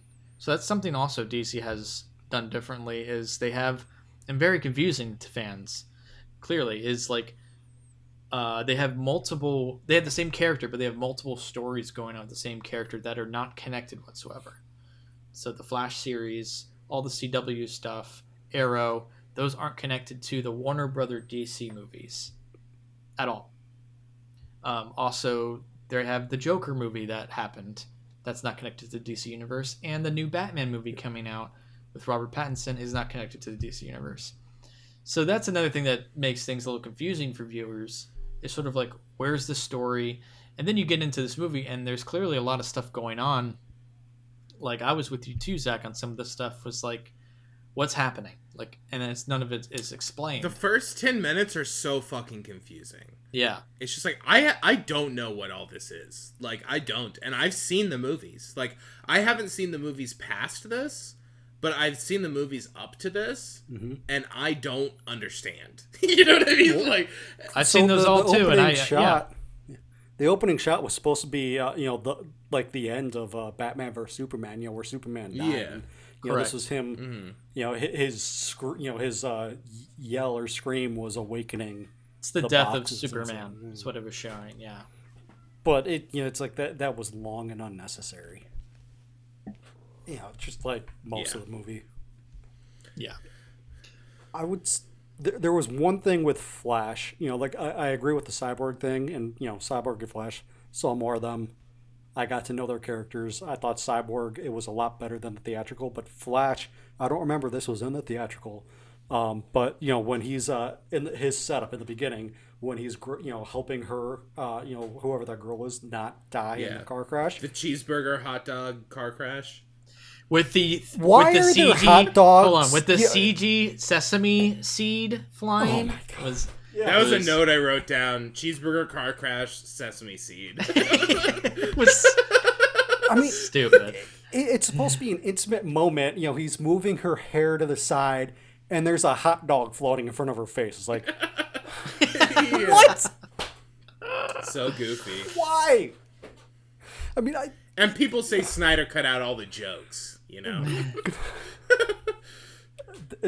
That was just stupid. I mean, Yeah. okay, it's for the so dogs. I get silly. it, but it's like, why? Also, the Unnecessary. correlation between... Because at first I was like, is this a cheeseburger car crash? Because there's the guy, like, some trucker being like, "Ugh," and just, like, eating a cheeseburger while he's driving. And then he drops it on the ground and picks it up like he's going to eat it again, which is like, of course. And then they crash, and then it's hot dog. So I was like, is there some correlation between, like, hamburger, hot dog, like, car crash? Like, I don't know why these are both part of this scene. It's really weird. I don't know. Well, we can It was a weird let's scene. save some of that for spoilers, but Yeah, sorry. I took off on the cheeseburger hot dog aspect. but getting Is there a some- spoiler, non-spoiler section? yes, so we're talking non-spoilers right now. And spoilers after this. So that's why I was asking. So general everyone just got it fucking ruined that there's CG hot dogs. thoughts. It really did ruin it's fine. You're fine. Honestly, yeah. You're no, fine. it's totally It wasn't fine. a big spoiler. I just didn't want to go too down the rabbit hole. Yeah. But I think Flash 2 is what they're doing. There's a production company motive behind some of his stuff because they're trying to set up his movie, which is coming out later, the Flash movie. Yeah. Oh, okay. Yeah, He was probably the best one out of all of them for me. think so. Yeah. He was the most annoying character to me. I mean, he's annoying as fuck, but I also thought that some of the, like, there's obviously gratuitous slow motion, and I knew that was going to happen going into this movie. Yeah. But I do think the times that it worked were the Flash times, and, like, when they're, like, zooming around, like, perspective, but there's the lightning, and it's almost like strobe lights and stuff. It's like, okay, like, at least there's, like, some sort of interesting visual that's more than just, like, a speed ramp to slow motion of, like, a gun in the foreground or something. The electricity You know what was I mean? cool, but It's a little overdone maybe, but, like... I just sort of felt like they added a new scene that wasn't in the actual cut of the Flash moving around and doing things. It literally felt like it was ripped from X-Men. Like, yeah, and it was with just not as Quicksilver. good as that. Yeah. Yeah, and it was just like, we've seen this. So I wasn't a big fan of that. But, yeah, I don't know. I guess he added humor to it, which a lot of the Zack Snyder movies don't have. You know, is that, like, sort of lightheartedness, which sort of helped break up the really dark, monotonous tone that was happening otherwise. Yeah. In the movie. But he's also, like, a little unrealistic in that way. Yeah. Where they're just, like, talking about all these, like, super serious things. And, like, yeah, 3 days ago I was just, like, a guy. And now I'm, like, yeah, how do we fit the, like, cyber cube into the oil or some weird, you know? Even though he like, has this insane speed ability, he can, like, alter time, which happens. Yeah. Spoiler. Sorry. To me, it was he was the Spider-Man of the Marvel universe. Like, I'm gonna be that annoying character that comes in just for comedic relief. It's like, how dare you? Don't compare them. Don't compare them. All right. Anyways, is there any other, like, general non-spoiler thoughts? Because we're starting to get into spoiler things. Go ahead. Go. I was just gonna say one thing I wrote down I didn't necessarily think the score was bad. Like, I didn't dislike it. But I do think it's weird that Wonder Woman is, like, the only character with, like, a theme. And She has her own theme, yeah. there's, like, there's no themes throughout the whole movie. There's, like, the sad Superman, like, or whatever. He does but, like, have his there's own. an action scene, and they're all fighting. And then it's just like, Wonder Woman's coming in, and it goes, winner, winner, winner, winner, winner. And it's just like, I just thought that was kind of strange, because, like, every time she jumps into the battle, it, like, plays her theme, but no one else has a theme. And there's also not, like, a super distinguishable, like, Justice League hummable theme, which is okay. Like, it's definitely going after the, like, Dark Knight vibe of the sort of just, like, percussive, tonal, like, action-y vibe, which is fine. But I do think it's weird to have that, and that's for everyone, but then Wonder Woman gets her own thing, and she's, like, the only one that has that. I thought that was a little strange. Superman had a theme in there as well. You know, after his sad horn. He has his like, Man of Steel theme in there. Yeah. After his rebirth, he was in there, so he had his in there.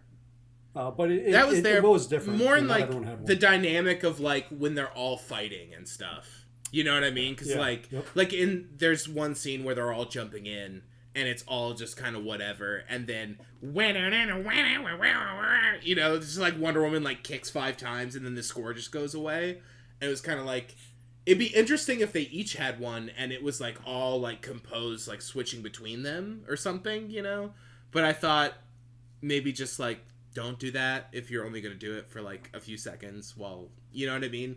Just a little distracting for me. He may have had to come up with themes for them if he wanted to do that, because I don't think there's been any Cyborg movie or show before now. Yeah. So he doesn't have a theme. You know, Flash probably has one from the show, but that's non-canon, so that doesn't matter. You know, it's like you'd have Batman and Superman.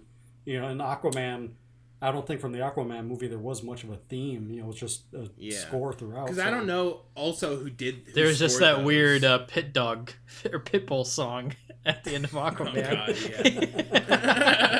God, Because Junkie XL did the score for this, right? Yep. Yes, he did. But he didn't do the score for the last version. I think he did an entirely new score for the Snyder Cut. Oh, and Danny Elfman I know did that the he score did for the theatrical. I know that he and Hans Zimmer did the Wonder Woman score. They did. Yeah, they came together for one big score. For Wonder Woman. I'm not sure if he did the entire thing, but if you're saying he did, then probably. Yeah. But yeah, I know he was a big part of it. Speaking of each of the characters, I'm still not a fan of Ben Affleck Batman. Personally, Yeah, I'm not really either. I'm not in on it. Yeah, I think he makes a good Bruce Wayne, but I'm a pretty hardcore Batman fan. I would say I've read a lot of the comics. I grew up with Batman. I had all the toys. He's my favorite superhero of all time, and I just don't feel his whole thing. And I was actually a little disappointed because one of my favorite scenes in the Justice League theatrical cut is in the beginning where Batman like takes down a villain in the beginning. And I remember watching the theatrical cut and being like, oh, this is some Batman action. Cool. That's not even it in the Snyder cut, which seems like it uses every piece of footage that was ever shot for that movie. Surprisingly, not using that Batman fight scene, I thought was strange and disappointing for me. So, yeah, and I feel like it was weird that there's just, I feel like, I guess another problem it points to generally that I have just generally is just the assumed knowledge, like when you go into this movie, that like you've done all your homework and you know exactly what's going to happen. Because like Batman doesn't get revealed as Batman until like probably an hour or more into the movie. And it's supposed to be some like, there's like that upshot, it's some like huge majestic moment, and it's like, look, it's Batman, but it's like he hasn't really done much as Batman. Like I haven't seen this Batman that many times, you know? So there's not much to point to. Yeah, exactly. This specific version. Yeah. There's not much to point to kind of like earn that moment. You know what I mean? That was very purposeful though. I mean, because, you know, before, when the original Justice League came out, the theatrical, there was a lot of people were complaining that every time there's a Batman movie, you have to have Batman origin story, and that's just been done so many times. People are sick of it, so I get that. He left that out on purpose. And I don't need the don't need an pearls origin. falling with like a smoking gun origin. I just want to see him just like be Batman. You know what I mean? Like, and I get that he's in the one other movie, but that's really it. And that movie's all about him fighting Superman. So I haven't seen him just like be his character. And I think that's part of the thing that I feel like I don't necessarily resonate with these characters a lot, because I think the way DC has sort of like set up this universe is that they all get pulled in at these major heights where you don't get to see who they are outside of these like special moments. You know what I mean? Like when the world is going to end and it's supposed to be some like big deal that they're all together. But it's like, well, of course this is the first time they're all together because it's like the first time I'm seeing them. You know what I mean? Yeah. So I feel like it doesn't really earn that sort of like majestic entrance because I haven't seen Batman just like beat up regular criminals trying to rob a bank. You know what I mean? I've only seen him in like save the world mode. I'm fighting Superman, or I'm fighting alien guy in metal armor, like. Also, one thing that actually drives me absolutely nuts about this version of Batman Bruce Wayne is everyone knows Bruce Wayne is Batman, except when Flash like mentions it a couple times, like, oh, sorry, oh yeah, you're Bruce Wayne, you're Batman, sorry, but like everyone knows Bruce Wayne is Batman. Yeah, there's like a couple moments where like the Flash is like, oh, sorry. Yeah, but everyone literally everyone he meets in the movie calls when he's not in costume, he's Bruce Wayne, and they know he's Batman. Everyone. Yeah. So there's no secret. So it's which is it? Well, is it a secret? Is it not? Like I think I think it's still supposed to be a secret in the in the world in there, because without going into detail, at the end, one of the epilogues, you also have someone else say Bruce Wayne is Batman. So I think it's still supposed to be a secret in the world. Yeah, that would make no sense if everyone knew. If he was like out as Batman, like generally, that scene would be fucking crazy. Yeah. The guy's just like, "Oh, cool, thanks for fucking telling me, you idiot. I read the paper last week." You know what I mean? But that's where I'm confused, because in the scene where Bruce Wayne meets Aquaman and he's having that walk away from the crowd, he has this first time he's meeting Aquaman, right? First time he's meeting him. He kind of had to figure out who Aquaman is. He figures out, oh, this guy is Aquaman, and all right, the guy I'm looking for. Let's take a walk. And he goes, so you're the guy in the bat suit. It's like he never talked about him being Batman, so it's inconsistent to me. It's just completely inconsistent. Totally valid. Yeah, yeah, and that bothers me. Yeah, it just seems like this was just too soon. Like they needed, it's just like a Superman trajectory as opposed to like an everyone trajectory. It's like Superman and Wonder Woman, because they're the ones that kind of like had their own narrative outside of these movies. Because I feel like BVS DOJ is just like Justice League like -1 or like prequel. You know what I mean? It very much feels like a similar thing where it's like all the superheroes meeting in one movie. And I do think that while I'm not the biggest fan of them either, like the Avengers movies, there is something to be said about like earning that moment of like when they're all together fighting. Whereas like this feels like the goal of this movie is to get them all together, and then everything is kind of just like subservient to that. So like, how do we get them together? How do we have a villain that like isn't too hard, that like we can just like have be a villain and like ties everyone in? And how do we do this in this amount of time? Whereas I feel like the Marvel sort of thing, it was just really planned out. You could tell like they did the time work to like get to the point where it was a big deal when it came out. And I do think it earns that sort of dynamic a little more. Yeah. Any final non-spoiler thoughts before we move into spoilers? I think we should probably move into it. Yeah. No, I don't think so. I guess one. Go ahead, Zach. Go ahead, Dan. I got one thing I want to mention about the graphics. Theatrical compared to this. I don't know if it could be considered spoiler. That has to do with Steppenwolf. It might be on the verge. But I mean, if anyone's seen the trailer, I guess it wouldn't be at that point. Yeah. The movie's been out. People know he's the villain. Yeah. Well, no, I just mean the look of him. The theatrical version. Did they change the armor? They did. They changed him completely. That. Yeah, I mean, the theatrical, it was like he's almost like a human look to him, and now he's complete. It has a complete CG look. The armor is always moving. I think they did a great job with that. Steppenwolf looks so much better in the Snyder Cut. Yeah, and honestly, the effects looked great too. There's a scene where he doesn't have his armor on, and he looked down, and just the texture on that fucking guy's head, I was like, holy shit, that looks really good. I remember thinking that too. Just the texture looked really nice. They did change the look of him, and that follows up my point. My last point too that I was going to say is having more time for these characters to breathe, like Cyborg, Flash. I think Steppenwolf was another one too. Was the first in the theatrical cut. One of the worst parts of that movie is there's just alien evil guy shows up and wants to take over the world. Nothing beyond that. That's his motivation. Evil guy from the stars comes down, wants to take these boxes and take over the world. That was it. And this sort of provided a lot more context to being why is he doing that?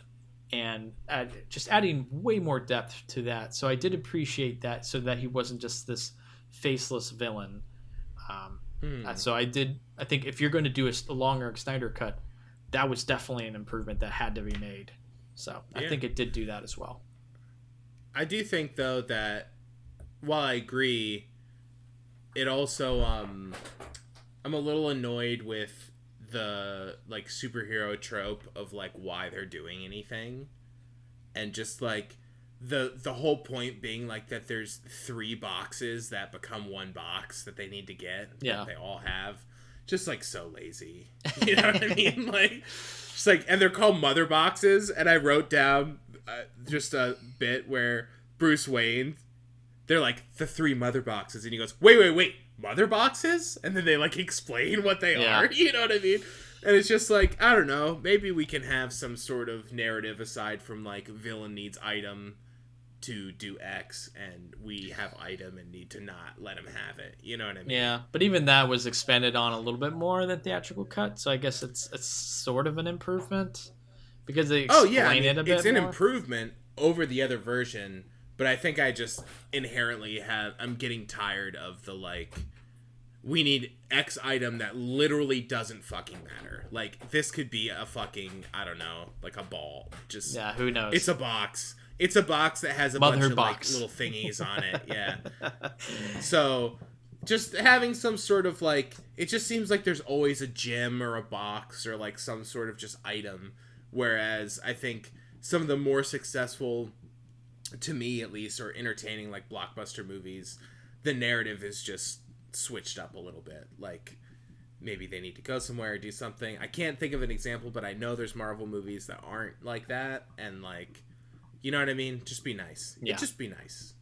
Not have magical items be the center of every narrative. Area. All right. Well, you guys ready to move into spoilers? Yeah. Okay. Yeah. All right. We're going to move into our spoilers segment. First, you'll hear something from Ronnie, and we'll see you on the other side. Before you get into our spoiler segment, I'd like to interject to discuss that special deal from our sponsor again. For the listeners of the Listen to Us Rant About Movies podcast, Audible is offering a free audio book download with a free 30-day trial to give you the opportunity to check out their service. To download your free audio book today, go to audibletrial.com/LTURAM. Again, that's audibletrial.com/LTURAM for your free audio book.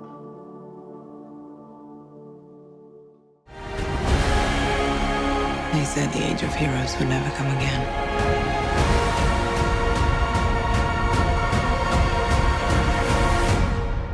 It will. It has to.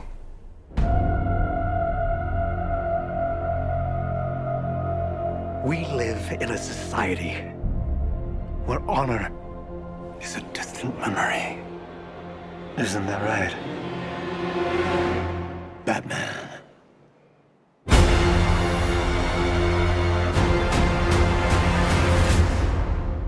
We're now in spoilers. You can talk as freely as you wish. Obviously, I gravitate towards. Let's talk about the ending, right? Like, so this incredibly long. Which epilogue. one? Yeah, good question. So I mean, I still don't understand why like Snyder's obsessed with it's called the Nightmare with a K. It's called the Nightmare. I think know. the reason it's Night with a K is because it's Batman. Yeah, I know that, but Dark Knight. But I mean, it not just him. I forget who it was. I think it was it was Cyborg. Also said he had a dream, and when he was interacting with the mother boxes. Or Mother Cube, I forget which it's called, Mother Box, Mother Cube, who cares? He had visions of possible futures. So, you got Batman and Cyborg having these visions of what could happen, alternate realities. And then, and there's the also... epilogue, which is an alternate reality. And it's like... There's also Flash, who is able to play with time, which is canon of Flash. That he's so fast, he can fucking fuck with time. That's known in the comics. So...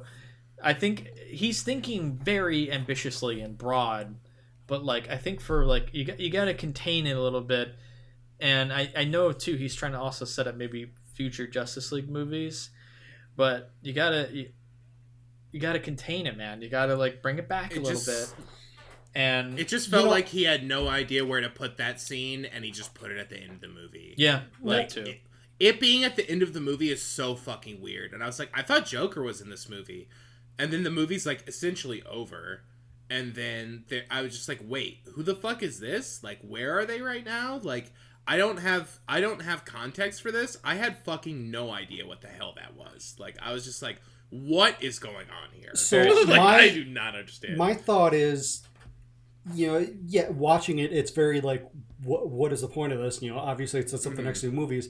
I'm guessing, if he ever gets the go-ahead from Tom Warner or AT&T overrides him, says do it, that will be in the next movie again, but that'll be this happened and then rewind, and then that movie will explain that, because at the end it's also Joker's how many realities, alternate universes do you have to destroy because you're unwilling to die? It's okay, so obviously you guys know you're screwing with time and alternate realities and universes.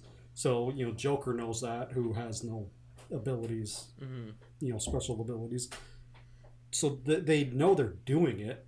The entire scene is just there to set up movies that apparently Snyder doesn't think is going to happen. But he also said he didn't think this movie was going to happen. It was the will of the fans. Yeah. So I think it just seems... I hope they explain it, but... Yeah, it just goes again to I think it just is built for someone who's just really invested in this universe. Yeah. Whereas this playing to just someone who wants to watch a movie is just the most I'm just gonna take a shit on your face. The most, just all this shit. Yeah. And it's 4 hours long, 4x3. It ends with a nightmare that in an alternate reality that has Joker who's different than the Joker and is in a different movie, and it's just there's just so much knowledge of this universe that you have to have. There's a lot of lore watching this movie. A lot of lore. Yeah, and lore is cool, and I'm into lore. But at a certain point, it just gets to the point where I do feel it just lends itself more to being a TV show. I don't know why this is a movie. It's a 4-hour-long movie that's broken into 8 parts that are just a linear story, and the parts kind of don't matter. And it's tons of references to things that do not happen in this movie. So the whole nightmare thing, like because I remembered it and I was like, is this in BVS DOJ or was this in Justice League? And I remember the previous version of him like shooting all the mosquito people. Yeah. But at least in that context of the previous one, I like understood what was going on when they cut to it. But it feels like this movie was edited with the knowledge that everyone who's watching it already saw Justice League, already knows what this is. Here's a different version that I like better. But like, where's the setup? You know what I mean? For like throwing this in at the end. Like, I didn't feel the weight. It doesn't. Like, it really doesn't make sense. It just kind of comes out of left field, and it's just like, oh, there's like an alternate reality here, okay, and this is Joker, okay, and he's like talking about Harley Quinn and stuff, and it's like, these are cool things to tie together universes, but in terms of this working on its own as its own movie, yeah. I just don't understand the choice of like putting that right at the end as its own self-contained film and narrative for this piece of media. It just doesn't work in that. Like, yeah. You basically said it. It just doesn't fit in the movie, in my opinion. And yeah, there were probably a lot of people, executives at Warner Brothers, who were saying, "Cut this. It's unnecessary." Because he had to shoot some of those scenes because they weren't. He didn't film those, before he had to leave, the original filming. So he had to go back and get a lot of those shots. Back in October, I believe it was. So Warner Brothers was asking, like, why are we doing this? Why are these needed? They had no plans on giving them the next two movies. But Zack Snyder is saying he wants to do a book. If he can't get his next two movies, he wants to have a book. He left it open ended. He said as a tribute to the comics. Because a comic doesn't end, it's always left open for the next one. So, my thought is, it's like, okay, if he wants to do a book, as he called it, is that going to be, like a big compendium? It's like, instead of multiple issues of a comic series, it's, here's one big book with how I laid out the next two movies. I think what he's going to end up doing. I don't know. It's pointless to put that stuff in there. It does sort of feel like a part of me is excited, like the nerd part of me is excited because on one aspect, because it does feel like a scene that would be 3 movies from now, and like this is where it's all led, and maybe that's the point. Maybe he wants to show like, here's a flash forward of what that's going to be way down the line of like this alternate reality where only a few characters are left, like Joker and fucking Deathstroke, who's in the one scene. He doesn't even need to be in the movie. Joe Manganiello. Yeah. Just like throwing him in because this is the first one he's in, right? Is he in a different movie? That's it. Yeah, like his character intro is in the epilogue of a 4-hour-long movie, and then they introduce it. Literally ends with a character introduction of a movie that might never exist. It ends with a character introduction, and then it shows the end result of where he would be in this like alternate reality. Like, so he's one of the survivors or something.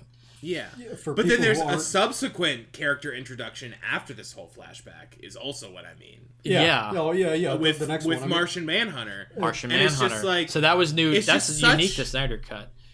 Yeah, it's just such like a weird, and then like I get planting these seeds for fans. Like, this is, what is this movie aside from fan service? Like, I totally get it, but like in terms of like structuring a fucking movie, it's just so weird.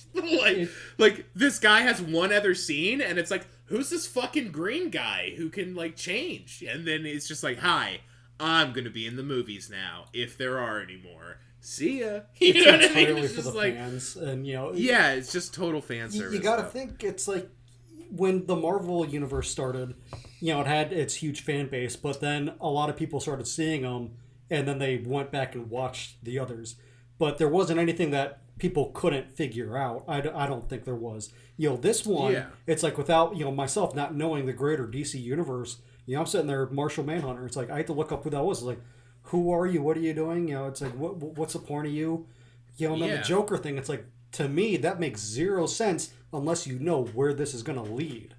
So you have an additional 30 minutes of epilogue crap at the end that could have been cut out. And, the vast majority of viewers are sitting there confused and being like, what is this? What's the point of this? It only helps his, his small, dedicated fan base, his true fans. Yeah. Mm-hmm. It was purely for them. Purely Everyone else for just them. sitting there confused. It feels like it should be like a bonus feature on the Blu-ray. You know what I mean? Yeah. Like that scene. Or just a deleted TV scene. show. Or a TV Like, show. Make it a TV show. I do just think like it gets to a point where it's like I like in movies where they just throw random shit at you. Like if part 5 in this just cut to them in this wasteland and then it was a dream, that makes a lot more sense to me than the last 10 minutes being that. You know what I mean? Because there's context and then other people are having these dreams and it's like, okay, we were immersed in this Bruce Wayne dream. Now when I see these flashes during the final set piece of these other characters talking about dreams, now this is like a thread. You know what I mean? Yeah. But throwing it at the end, it seems like there's not a lot of thought of this being constructed as like something to watch as one movie in like one sitting. Like it's 4 hours long. It's a lot to ask for people to watch a 4 hour long movie. And if it's fucking good, then hell yeah, you just watch 4 hours of great content. But it's like, I feel like most people are not watching this in 4 hour chunks.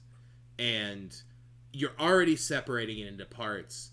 I think it would have made sense to make it you could easier have to even, digest. made more shit. You know what I mean? Because when you're watching a show, there's always the bait of like, well, we want to get people to watch the next episode, so like put something fucking cool at the end so they'll watch the next one. You know what I mean?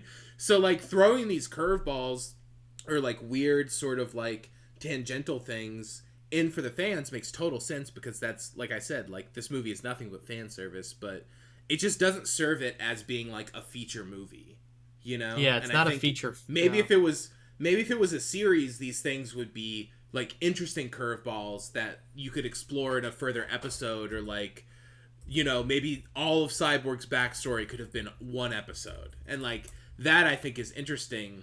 But I think it would have served I think it would have served the narrative a lot better if it was a series. And it's not like, you know, clearly it's a high budget production value, but they've already shot it, for one, and two, that doesn't mean anything nowadays, because you have shows like Mandalorian that are like fucking movies, and WandaVision. Mandalorian's just a movie. WandaVision is an extended Marvel film. It's just like, so, and you know they can afford it, so it's like, that's not a problem in that sort of format. You already have movies as shows, and you've already shot this content. If you can go ahead and narrate it and sort of form it more into a television show that releases that episode basis, I don't know. I feel like there's something to that. You know? Yeah, I just was really thrown off by the epilogue. I just thought it was really weird pacing wise, like especially because the way that the finale goes down, they're like, oh shit, like we fucked up. Okay, bring the army out. Like we're gonna fuck them up, you know? And then they like walk away and there's like a huge army. And I'm like, oh shit, there's like time left in this movie. Is there gonna be another action set piece? Like, is the movie not over? And then the movie just ends and it's like people just talking about how there's gonna be more. But then if there's not more, that's the most fucking unsatisfying thing ever. You know what I mean? Like if they don't make another one, like I get placing things in your movie to like be like, people want it, like let me do it, you know? But I just didn't. It just doesn't seem. I don't know. I'm talking in circles now. Am I ranting? Are you supposed to do that here? So I guess another. Go ahead, Dan. One of the biggest changes, I think, from the theatrical to Snyder Cut was actually introducing Darkseid, and I think that just was gonna say great. this. Yep. You know, before the theatrical, you just had Steppenwolf. And I think Steppenwolf alone, from theatrical to now, you know, we talked about this, I think he looks so much better in the Snyder Cut. But then you had Desaad and then Darkseid. And, you know, bringing him in without knowing much more about the DC Universe, I don't understand his character. But I know, you know, from this movie, it's like he's supposed to be the ultimate bad guy. You know, the Thanos, you know, from exactly. Marvel. It's He's the that Thanos. is his role. You know, what you were just touching on there at the end, you have to, like, spoiler, cut off Steppenwolf's head, and it goes through the portal. It's like, So why open up that portal for Darkseid? Why doesn't he jump through with his army right then and there and crush, Earth's defenders? It's like, yeah. So that was open just so you guys could send his head back. I mean, yeah. That was. And he just stood there and watched while he was like, "Oh shit, they're gonna decapitate my boy," and then he gets decapitated. He's like, "Oh no!" And then it shows. I told you he was gonna fail. Yeah. Okay. We'll do it the hard way. Yeah. I don't know. I thought it was cool showing Darkseid as someone who kind of knows DC stuff. It made more sense than having just Steppenwolf be this faceless sort of person, and having him serve a greater villain. I thought was much better for the story. And Darkseid's pretty cool. He's like the DC Thanos in many ways. I didn't know his name, but I recognized him when I saw him. Like, I've seen the drawings of him. Yeah. And because I read comics when I was a kid, so like I remember. He's a very famous I didn't villain. remember the name, and everyone just kept talking about Darkseid, and I was like, are they really trying to like reappropriate the Darkseid? This is like, it's not a thing. Like, that movie's already got it. You can't use Darkseid. But then I was like, oh, okay, this makes sense. But he spells his name different. Okay. It's not SEID, right? Yeah, SIED or something like, or EID, one like of those. Yeah, Darkseid. But yeah, I don't know. I feel like they were trying to build up, his reveal in the movie, and they did a decent job. I thought the score for his reveal was great, but it was way higher than the actual storyline build up. They didn't have because the build up to Thanos, just going to the Marvel, it's like that build up was over many years, many movies. This Snyder had to do it in one movie, and he did a good job, but the score was way up here. The score was great. The story build up was good. It wasn't not on the same level. They weren't the same. It's like they did a good job, but it's like.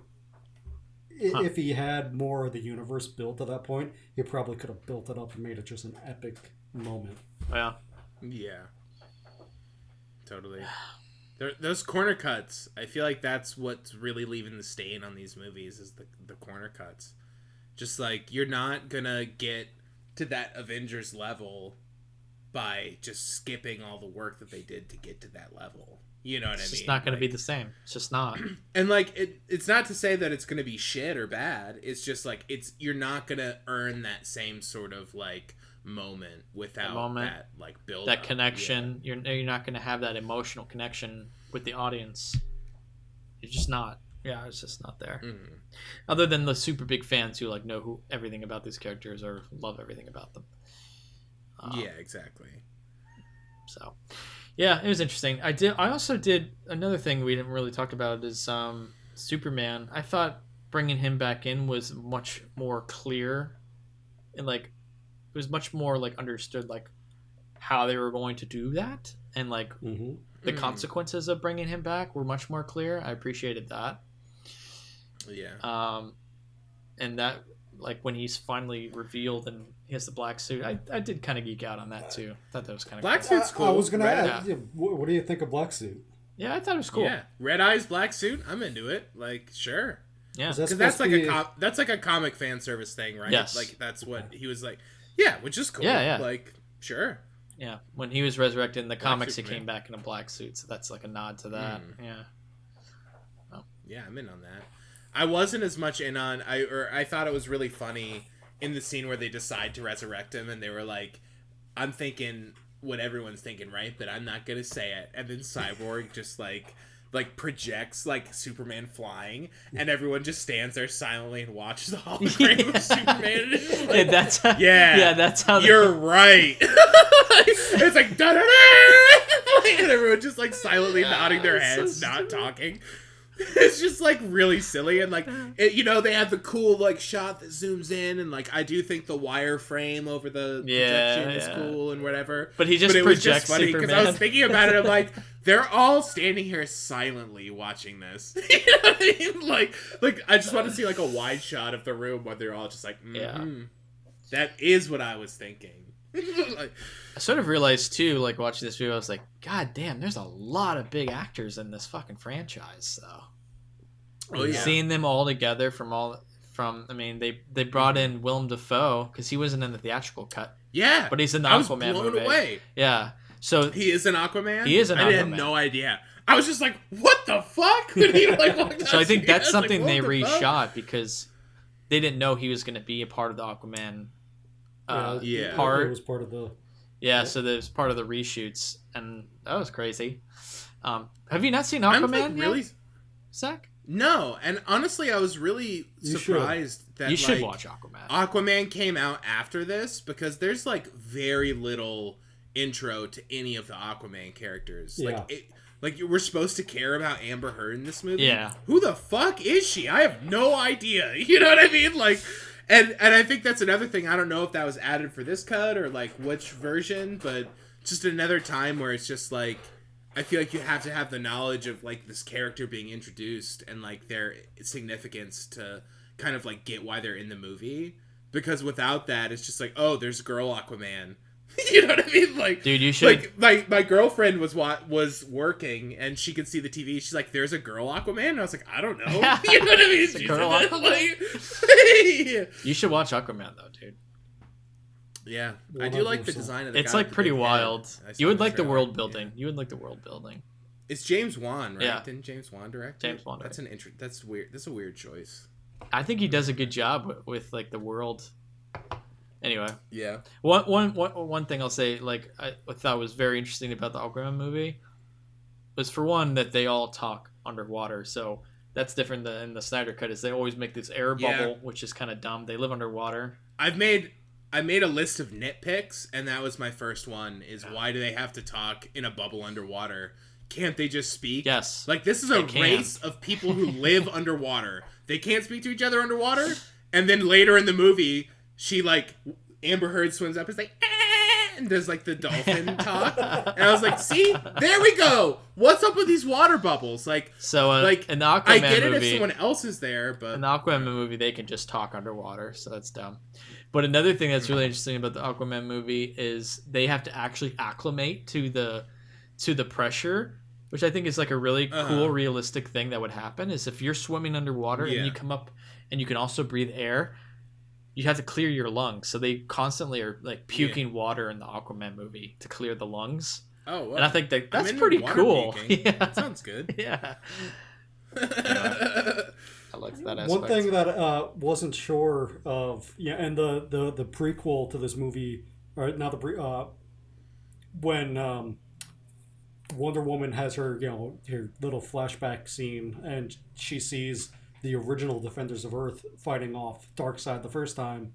You see the Atlanteans on land. So in the timeline of the DC universe, is that supposed to be before Atlantis falls? Is taken submerged, because all of their armies are on land and they're breathing water, but they can't, or breathing air, but they can't do that in the Aquaman movie. So in the So is that narration, before she does say before Atlantis fell. Okay. Yeah, I missed that. she does. I missed that too.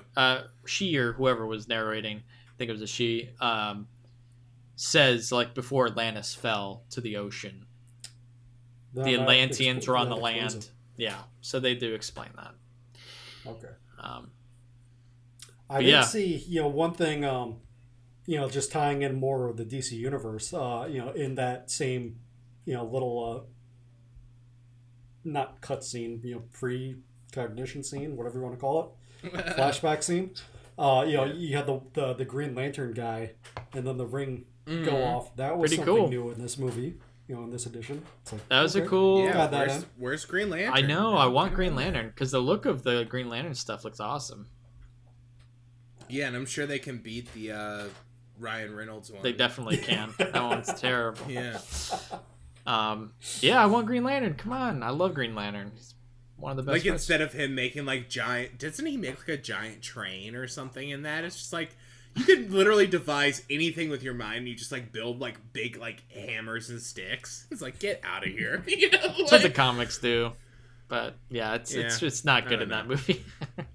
I think there's a distinction, and I don't have any like super specific examples of this, but I do think there's like a line between like serving the material that you're making, but also like making material that makes sense for whatever, you know what I mean? Like, I get that there's these things that like are representative of like this franchise or what this like character is, but like certain things can maybe let's just like rework that, you know what I mean? Maybe it doesn't need to be like that, like Wonder Woman and like this Amazonian tribe of like white women basically that just have like big boobs and like she wears like a red, like, I don't know, it's just like maybe you could like rework this character a little bit to like not be that. Like, I get that that's what the comics are, but maybe that doesn't work now, and maybe you can like change that a little bit, you know what I mean? I hear you. Certain things like that. All right, well, any other spoiler thoughts before we get to like final opinions? Well, I have this nitpick list. Let's get to the nitpick list. All right. So, all right, number 1, the scene where they have to go to the Bat Lair to access his satellite. I thought Cyborg could just access any computer. Why can't he just access the satellite? Batman's like, I got 6 satellites, and Cyborg's like, cool. Let's go back to your lair. But like, he can do anything in his mind, right? He feels the sense of a space, like. Well, it's in his like weird like data center, like he'd have to connect to a physical computer to be able to break in and access like DoD satellites or whatever. Your military satellites. So, did they have to go back to the Bat Lair? No, but that was also another way. But they wanted to get Jeremy Irons in there a little more. Get to the crawler and be like, hey, I can fix that. Yeah. I just wrote, you'd think in this top secret facility in the middle of a downtown area, they might put like a lid on the secret spaceship that they're surveying. Like the shot where they open the doors and they're like, the spaceship, and there's just like skyscrapers behind it. It's like, like everyone in this city can see the spaceship. Like, you guys don't have a ceiling on your facility? It seems kind of weird to me. Design flaw. I don't remember from Batman vs Superman, how that came to be there, but I don't think the point is to block people from seeing it, because clearly everyone knows it's there. It was more just having a bigger wall around it to stop people from getting into it. That's probably what that was. Still seems a little maybe a little security breach. Yes, maybe a little too. Yeah. All right, nitpick. All right, so the villain has these like mind spider things that like project people's minds or whatever. So the first time that this is in it, they project the like is it the Aqua guy? He like throws him against a rock and like projects what he's thinking about the cube. One of the Atlanteans, where his cube is. I think that was the first time we saw it. I don't get why. Okay, so there's this mind spider. It's projecting this guy's memories, but it's projecting a blueprint of the entire facility. Wouldn't it just project like his memory of seeing where the cube is? Why is it projecting a blueprint? That makes no sense to me. I thought that was great. It's like a 3D view of like the inner workings of this whole like facility. Like, why would that be? Like, why is this guy knows because this entire facility? They have to do it. That bugged the shit out That's of me. really stupid. That's really stupid. I mean, but also it's like, okay, so he sees the facility, but it's like, oh, so where's the facility? It's like, okay, yeah, exactly. Yeah. Yeah.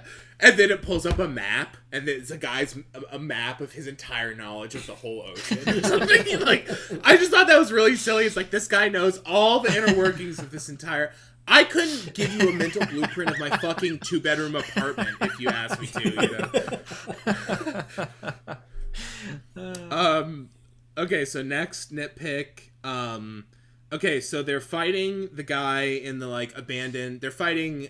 this is the part where Steppenwolf is like killing all the people, and Cyborg's like, no, don't kill my dad, and they have like the big action scene.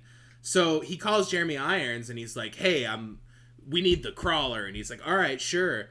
And it starts crawling. I'm like, man, it's gonna take a while for that fucking thing to get there. And then it pans up and it's just there.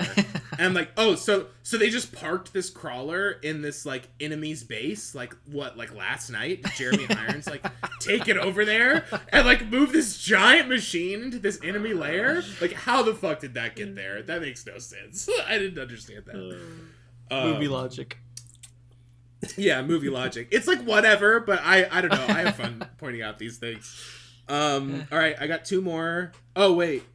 No, one of them was, why do they have to talk in a bubble underwater? Yep, which we talked about. Doesn't make sense to me. Yep. Yeah, and then the last one was, all right, so when they're resurrecting Superman, when they're putting him in the, like, oil goo or whatever, a photo of Kevin Costner falls out of his pocket, and it falls, number one, it falls sideways into the goo, and, like, goes so slow. Yes. And it's like, okay, very weird. How does this fall? This photo falls sideways. I don't know about that. And then the whole scene happens, and it literally cuts back to the photo, sliding maybe a half an inch deeper into the goo. Yeah. And it's just like Jello. How long is this photo sliding into this goo?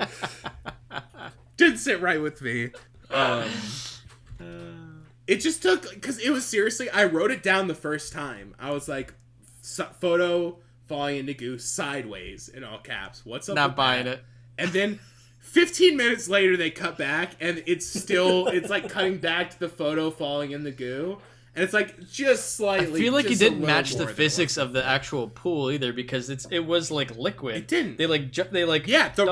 But there's like, the photo made it look like it was like Jello, or something like. Yeah, it's so weird. I was like, okay, what's the buoyancy of this liquid here? Yeah, I need some viscosity measures here. I want to know what's going on with this goo. Let me just make sure. I think that's it. Oh,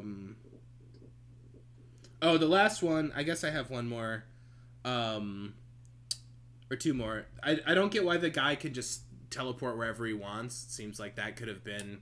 Why didn't he teleport to more convenient places all the time? What guy teleporting? What do you mean? The villain. Steppenwolf. He just like right. He just like pops up. He can like pop up wherever he want. Can he just like pop up and just like beats Batman's face into a pulp and just like leave? Seems kind of silly.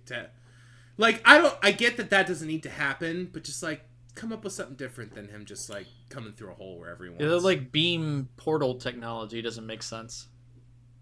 Yeah. And then also, and I guess this is also pointing to my thing before about maybe like you don't need to follow the comics as much, but also I get that that's like probably like a really bad thing to say for a lot of fans, like diehard fans of this. But like, so Cyborg dies, right? He dies in a car crash and with his mom, and his dad makes him a robot and just makes him look like a fucking freak. Like, wouldn't he, like, make him, like, look, like, less... But then I guess later in the movie... But they explain that. He didn't really do any... Yeah, but he didn't, like, design any of his body. No, he like, didn't just, design like, that. It's like... He shoots a cube at him and a whole robot just, like, comes out of a cube. Well, it's alien technology. It's alien technology. Yeah. It doesn't make sense, but that's how it's explained, is the alien technology forms what's left... Tries to fix what is broken. It's like that's how they fix Superman. They bring him back or whatever.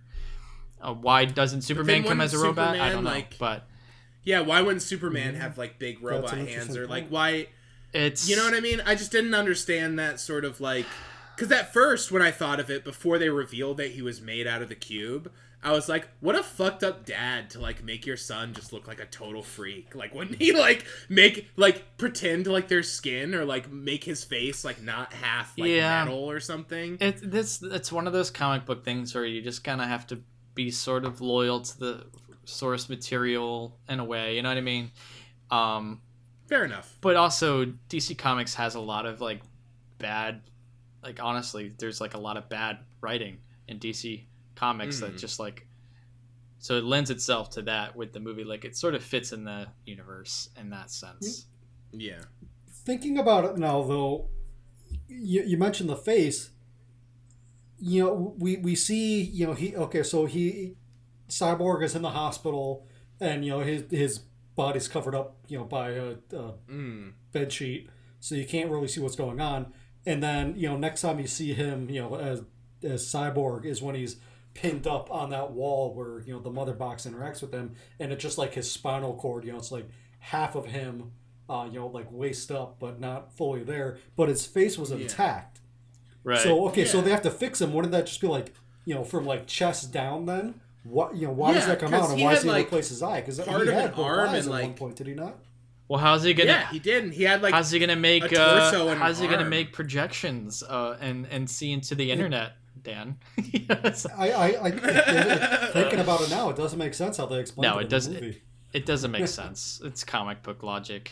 It doesn't make sense. Yeah, it's just like thinking about all the like intricate parts that like make that machine work, and that he can also talk to machines, which was like kind of goofy, but like whatever.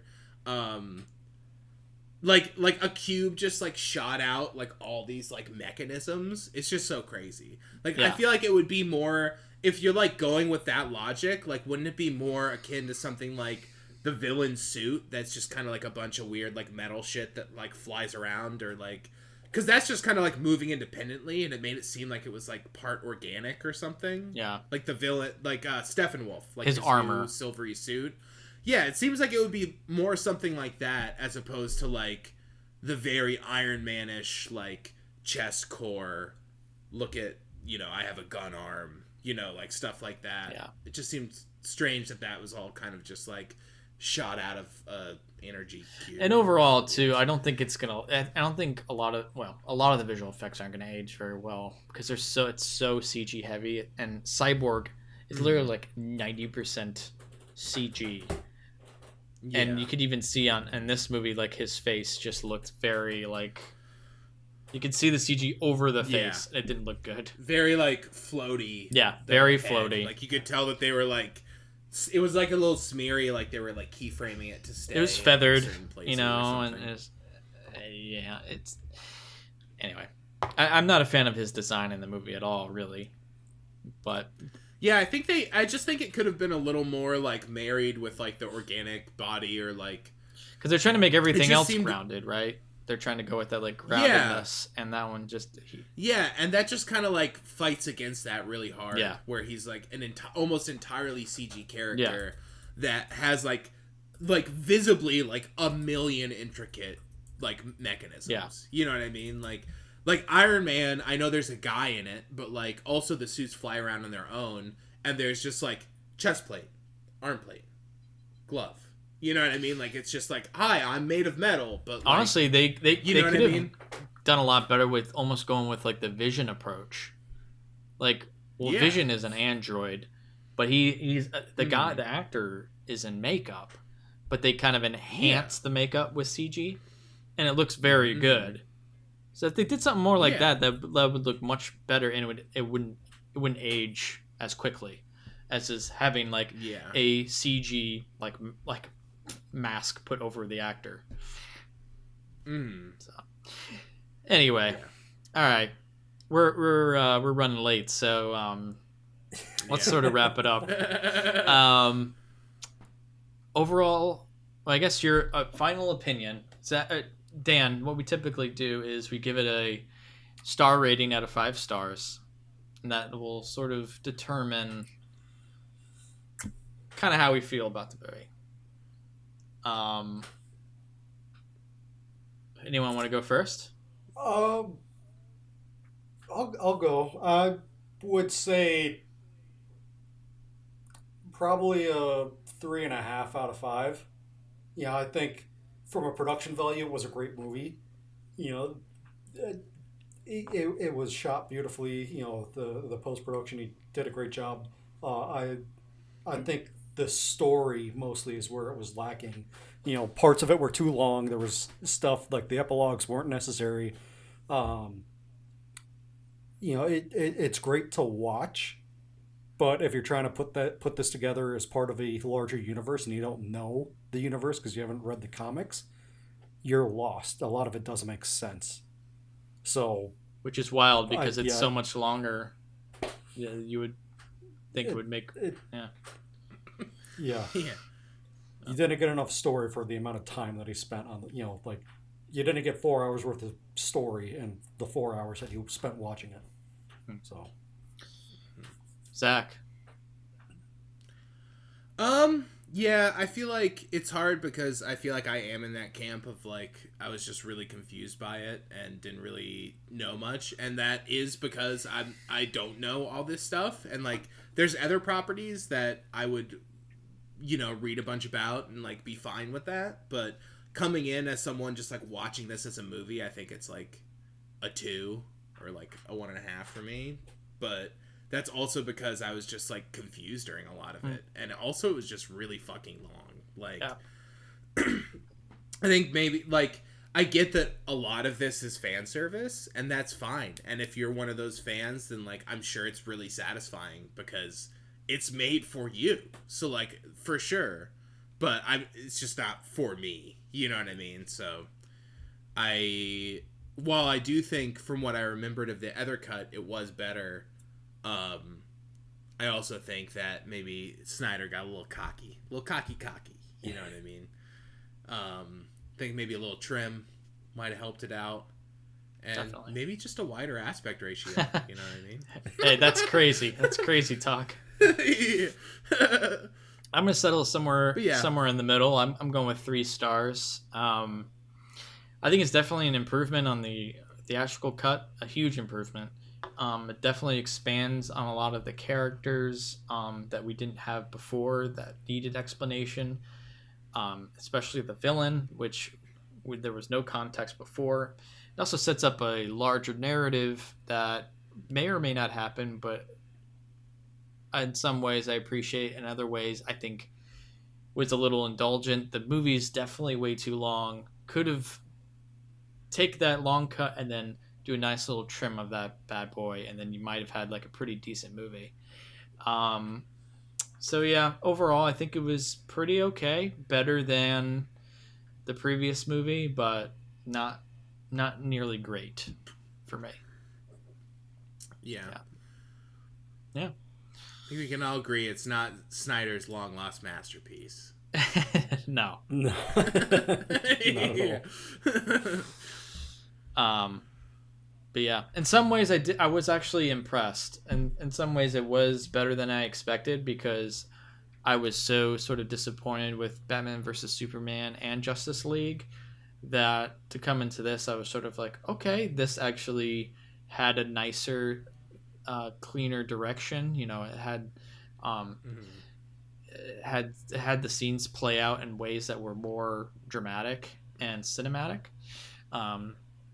But yeah, it still has a lot of flaws, and there's a lot of work to be done with DC still. But yeah, it was an improvement. So yeah, I think that's pretty much going to end our review of Zack Snyder's Justice League. # release the Snyder Cut. Snyder Cut. And now we'll just have to review the definitive edition when it comes out in probably like 2 months. The 6-hour Rewatch it in black and white. Yeah. More additional content. I heard there's 2 new epilogues that they added. Yeah. And this one you actually have to watch on your cell phone. So. Yeah, exactly. That's the way he wanted it. All right. They're cropping it to tall screen. It's a phone aspect ratio. As always, you can find other episodes of this podcast on Apple Podcasts, Google Podcasts, Spotify, Stitcher, YouTube, and other major platforms. You can follow us on Facebook and Twitter and Instagram. And if you enjoy the show, please consider leaving us a review on iTunes, because every rating brings us more listeners. You can email us at listentousrantaboutmovies@gmail.com. You too can be a producer and or supporter of this podcast by visiting our Patreon page and becoming a monthly patron for as little as $1. Visit www.patreon.com/LTURAM podcast. All right, thanks, Ronnie. That's going to wrap it up for tonight. Dan, thanks a lot for coming on tonight. And yeah, man. Thanks for coming. It was a really good episode. All right. Yeah, thanks for having me, guys. And if you ever need help or you have another movie to discuss, let me know. Yeah, absolutely. You're welcome back anytime. All right. Good night, everyone. Thanks for listening to this Listen to Us Rant About Movies podcast episode. Goodbye, and I will see you again on the next show.